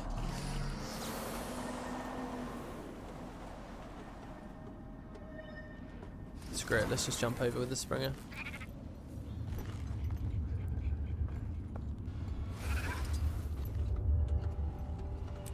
A quiet celebration. What was that trainer NPC, by the way? Sorry, what? Oh, I can't leave easily. I'll do that later. I don't want to run the risk of a bug. Seneca the Relentless. Scorch me, I haven't seen this place so full since, well, I can't remember. What's going to happen to him? They'll stay here until the Imperator's done interrogating them, then he'll judge and sentence them. Chances are they'll be sent to the Blood Citadel, where they'll be properly punished. It's nice to hear about the Blood Citadel there. Because again, it was confirmed that the Blood Fortress we go to in Iceberg Saga is not the Citadel. Have they explained what they did, why they did it? They felt more powerful in the Alliance than alone. They obviously want to take territory. Who knows how far they'll go. I'm glad we can rely on folks like you to stop them. So what will happen to all their weapons? Well, we're salvaging what we can. When a factory is destroyed, it takes the weapon caches with them. No Iron Legion soldier worth his salt could pass up the chance to study molten arms, though. The Legion call. What do you want? Do you have a message from her? Oh, this is cool. More Scarlet hints.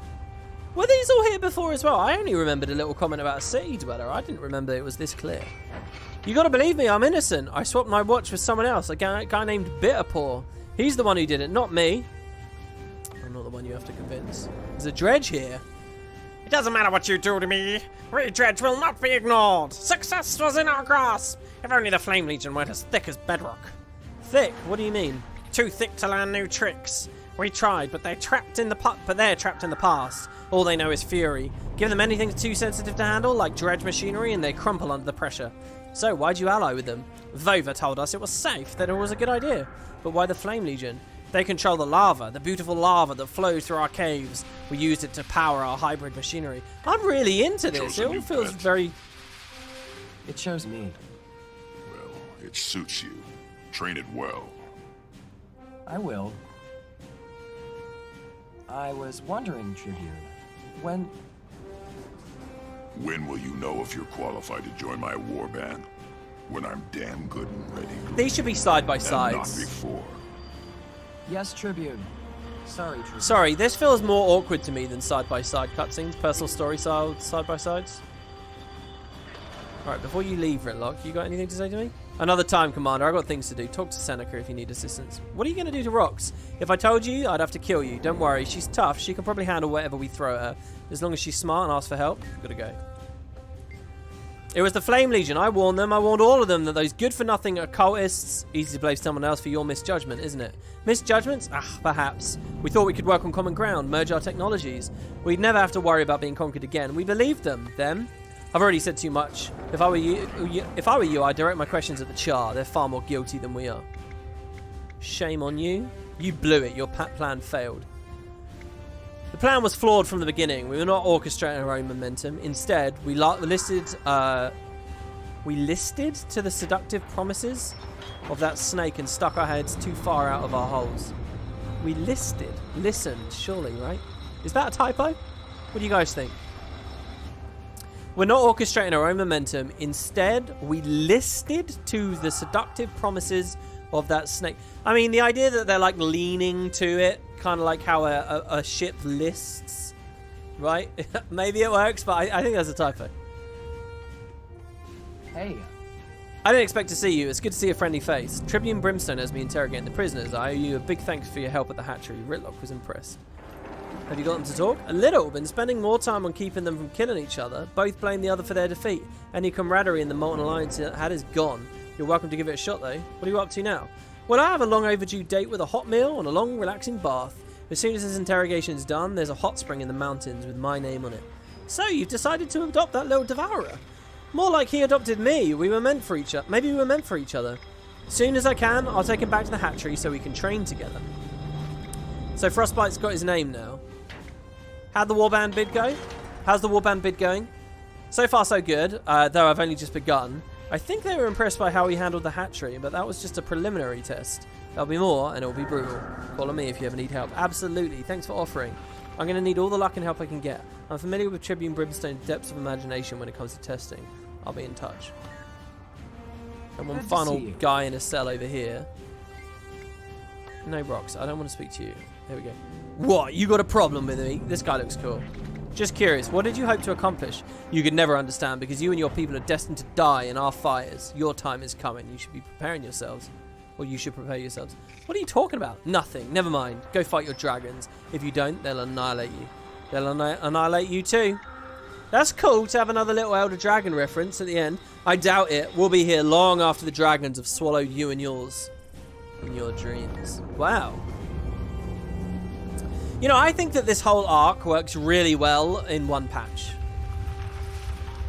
When this was originally coming out, it was so much build up and so many little updates and so much discussion and fervent spinning around something that actually ended up kind of small, right? But if it just all comes in at one patch, Molten Alliance, and then we deal with them, I think it works, you know? I think it worked a lot better there. All we have to do is chop off Coherence. So there we have it. Oh wait, no, we still don't have it. Read the letter.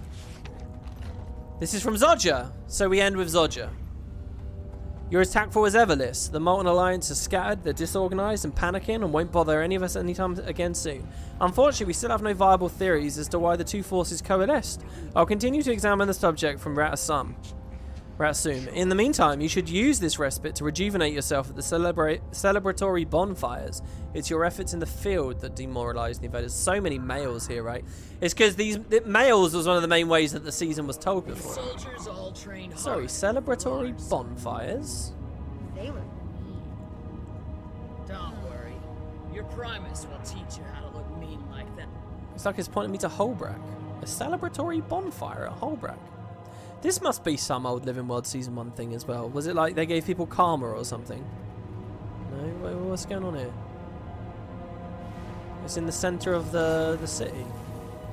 Oh my god, we're so high up. That could have been a griffin jump right there.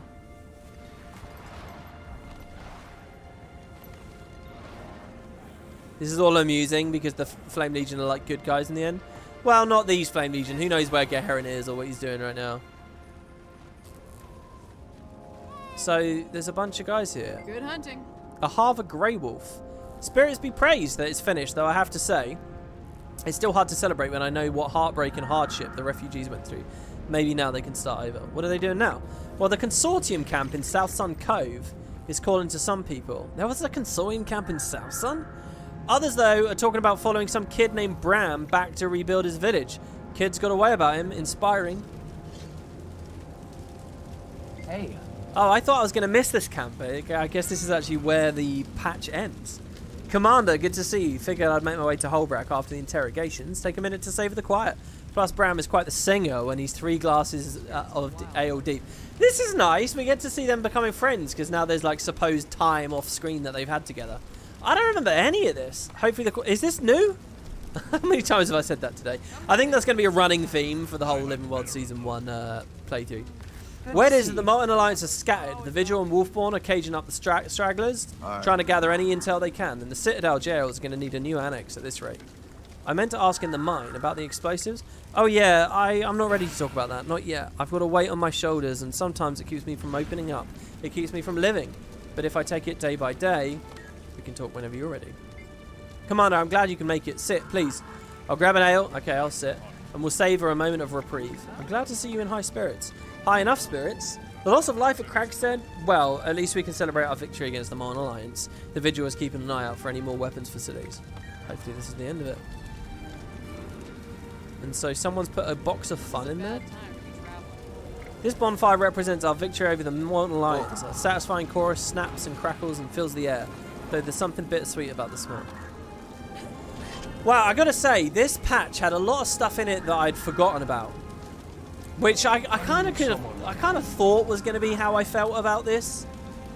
And that's a really cool thing to realise going into episode 2, 3, 4 and 5. There's probably lots of like little moments. It's funny because this includes a lot of stuff that I forgot about, but it's also missing a lot of stuff I thought I would have wanted. So it's really interesting. Welcome. And we get another fractal mail here. I've seen some of you guys in the live chat talking about this. Infinite adventure awaits. Salutations, adventurer. Across Tyria, many have heard of the terror of the Molten Alliance that plagued the Northlands, and now a new opportunity has come to let you revisit their downfall firsthand. That's right, in the Consortium proprietary Fractals of the Mist, you can relive pivotal moments in Tyria's history within Mist-based simulacrum environments. Asterisk. Fractal recreations are not guaranteed to be precisely accurate to historic events. Terms and conditions apply. See attached adventure agreement for details and liability waiver.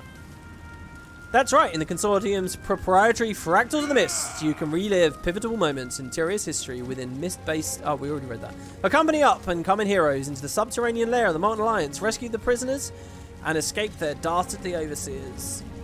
You received this message as a party of interest in events that have been identified as appearing in Fractal recreations. If you wish to unsubscribe from future Consortium offers and opportunities, please submit a notarized letter of disinterest, Form 3CD, to our Lines Arch officers for processing. That's awesome. Yeah, so this was obvious. People were shown fractals in original season 1, you know, with the original fractals update. This is kind of cool and very smart for them to add at the end. So we get Rox's reinforced treat bag, 20 slot bag. I was crafting a new pouch for frostbite snacks, and I had some extra leather, so I thought you might like it. That's cool, a 20 slot bag. New players would love that. Oh, and I got the shoulders already. Why have I got the shoulders already? Ah, there's a couple of achievements left for me to do. Does that unlock all 3 at once? It does. That's cool. Hey, and look, they did Sentinels gear as well. Stats as well. Sentinels, because that's like the attribute combo of the release, which I quite like. That is cool. So I guess what I'm wondering about now is... This is a bad time to grab. Commander, I'm glad you could make it. Sit, grab an ale. No, that's the same. I don't suppose if I go to Cragstead I'll see him or anything. Let's go have a quick look. I bet it's back to normal Cragstead here now. They updated that treat bag. You have an old one that was 12 or 15 slot. Oh, really? Do you? You know, I like with Liz, I like putting all the weird bags on her. I like having like as many different types as possible. It's kind of like what I did in Guild Wars 1 as well, you know, where you had the Char Homeland from pre-searing bag that you could only get from grinding on some of those bosses and then pull it into post-searing. I kind of like doing that, but this is only 20, not 32. And it's I think that's fine. I would never expect them to do a 32 slot bag there for just doing that. Maybe if I can upgrade it eventually one day. Yeah, this looks like just normal Cragstead. Did I get one more mail at the end there as well? So many mails from that release. Okay, so the last thing I want to do here is read the synopsis, because this is all new. This is definitely new, because there was no story journal before. So, I was asked to meet with Ritlock at the Black Citadel, walked right into a full-on war council. There have been attacks all over the southern Shiver Peaks, Dredge and Flame Legion working together. They call themselves the Molten Alliance, and the casualties are starting to stack up. On my way inside, I ran into Ritlock consulting with a char named Rox. She's trying out for his warband, so Ritlock's putting her through her paces. He ordered her to retake... I'm so sad that I missed that little bit of dialogue there where she introduced that. So, Ritlock's putting her through her paces, and he ordered her to retake the recently captured North Nolan Hatchery for the Alliance. I volunteered to tag along, see if I can get a better grasp of the situation. I went straight to his office after the quorum. If the stakes weren't high enough, Ritlock was already at odds with another unfamiliar face, Bram Ayrson. His village was being threatened by the Molten Alliance, so Ritlock rejected his request, despite their desperate need for reinforcements. The legions are overwhelmed, and Smoder can't spare the troops.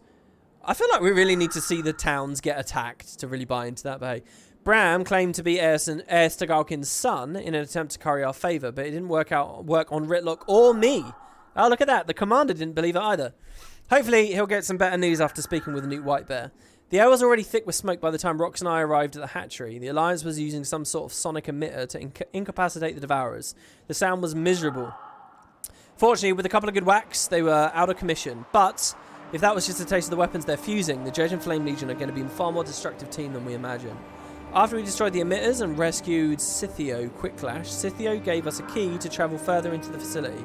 We put down one of the Alliance leaders inside, a Dredge named Marat.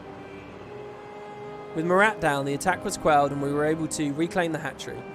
Though the reason for these attacks is still foggy, we do know that the Molten Alliance is taking prisoners. Where and for what purpose? That's for us to find out. In lighter news, Rox found a new friend. One of the lone Devourers in the hatchery started following her like a lost puppy. She's trying to shoo it away, but an ally is an ally. Rox gave in and let the little guy tag along. A small moment of reprieve in an otherwise difficult day. The battle for Cragstead. Ritlock asked me to check in on the Cragstead situation. When I arrived in Holbrack to meet Bram, I walked in on a pretty colourful chat between him, Newt and Air. And here I thought a war council of battle-hungry tribunes was intimidating. The Molten Alliance has been striking small villages throughout the Shiver Peaks, including Cragstead, Bram's home. Even though a raid was imminent, Newt was reluctant to send any reinforcements. They've got enough of a refugee crisis on their doorstep, same as the Char in the Citadel. Given the way things escalated at the Hatchery, I volunteered to join Bram in fighting back. Our losses at Cragstead were brutal. We managed to rescue some of the homesteaders, but a few of them were taken prisoner, including Ortilia, an ex-fling of Bram's. An ex-fling is how the commander describes it. We don't know where they were taken yet, but finding their base is next on our list, and the Vigil is hot on their trail. I didn't know Air had a kid, let alone one as hard-headed as Bram. His head may be full of steam, but he's got guts if he's willing to stand up to the master of the lodge. I like this, the title of Newt being written there. Reinforcements or not, he ran right into Cragstead, shield raised. Okay, Agent Brandenburg, a representative from the Order of Whispers, called on me to help with their recon operation in Diessa. Oh, so we've skipped the actual reclaiming of Cragstead description here? The countryside is... We've totally skipped recapping that, haven't we? Anyway, has called me on a recon operation. The countryside is currently littered with Molten Alliance attacks. Villages raided, homesteaders and Char being taken left and right. The Orders are working tirelessly to tame the chaos, but the Molten Alliance grows stronger by the hour. I love that Diessa for Forever Now On, by the way, has Season 1 events on it. That's cool.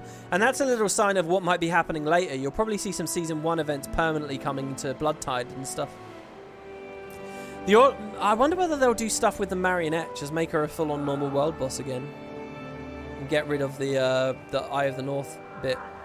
Which is a bit obscure now, and population there's dying, so I could kind of see them doing that. The Orders are working tirelessly to tame the chaos, but the Molten Alliance grows stronger by the hour. The Order of Whispers is partnered with the Vigil to locate the Molten Alliance's base of operations. Brandenburg's partner is currently undercover as Flame Legion, gathering intel on their goals and whereabouts. She's been leaving dead drops all over the countryside with vital information ready for us to decode.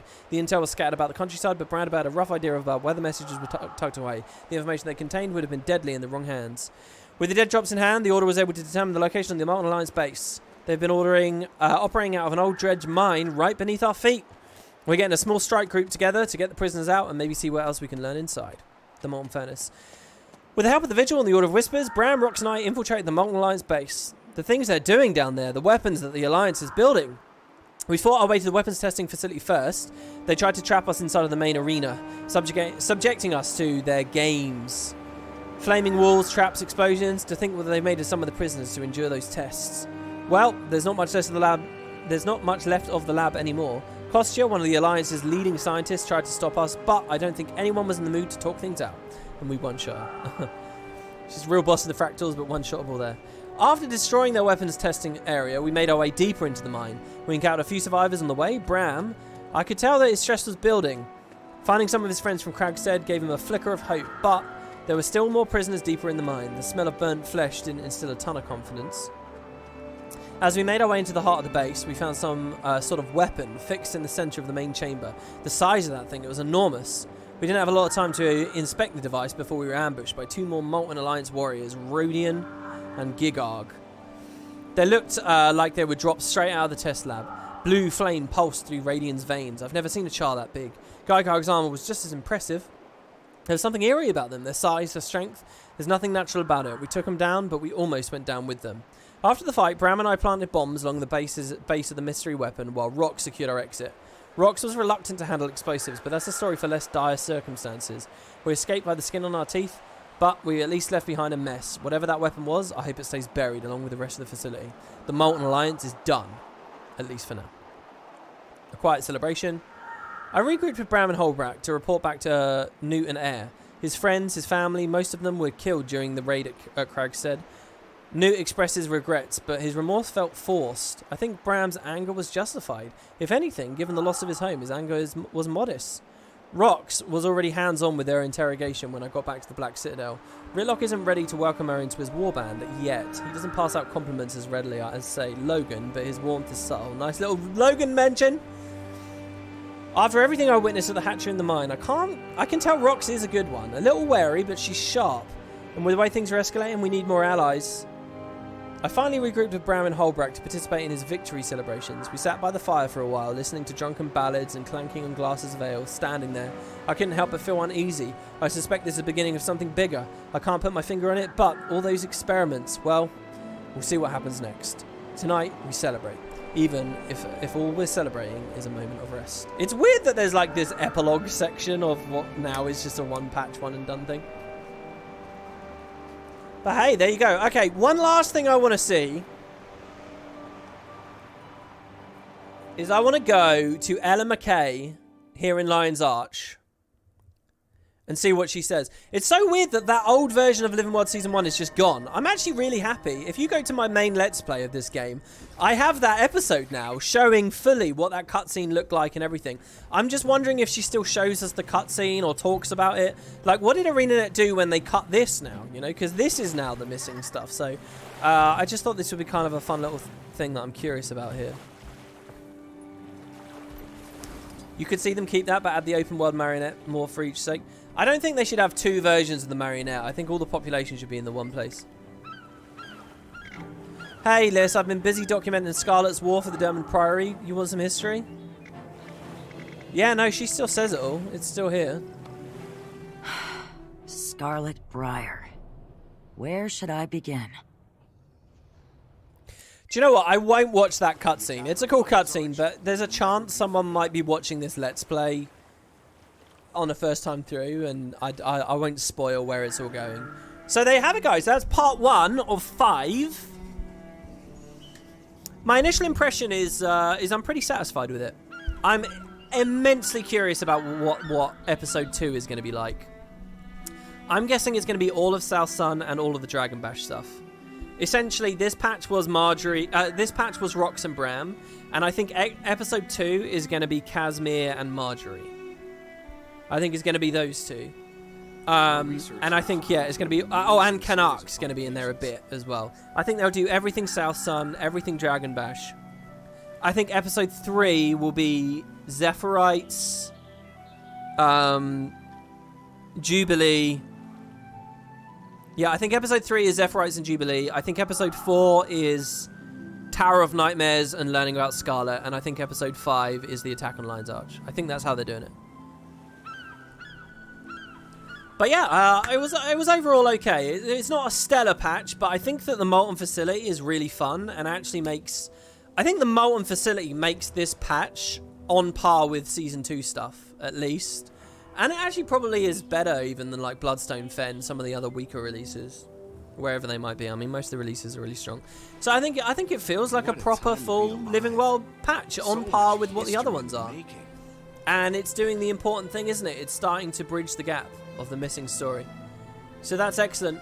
And it even has that little link into the fractals, which is good. A bit of new lore in there, which is good. I'll have some coverage on the other things I've missed. I haven't read the regular patch notes. There's obviously a challenge mode strike mission that came in with this release as well, which I kind of want to look at. So I'll see you guys for that very soon. To everyone who watched this video when it was live, thanks so much for making it. Don't forget you can get notifications for any of this stuff. If you follow me on Twitter, if you join the Discord, there's links in the description, so just click show more. And yeah, to everyone else who's watching this after it was originally live, I'd love to hear what you guys have to say, what your experiences were with this. How was this according to your expectations of the thing? So thanks, guys. I hope you enjoyed my little blind run through here. Happy Easter, everyone. And I'll see you very soon. Take care now, guys. Bye-bye.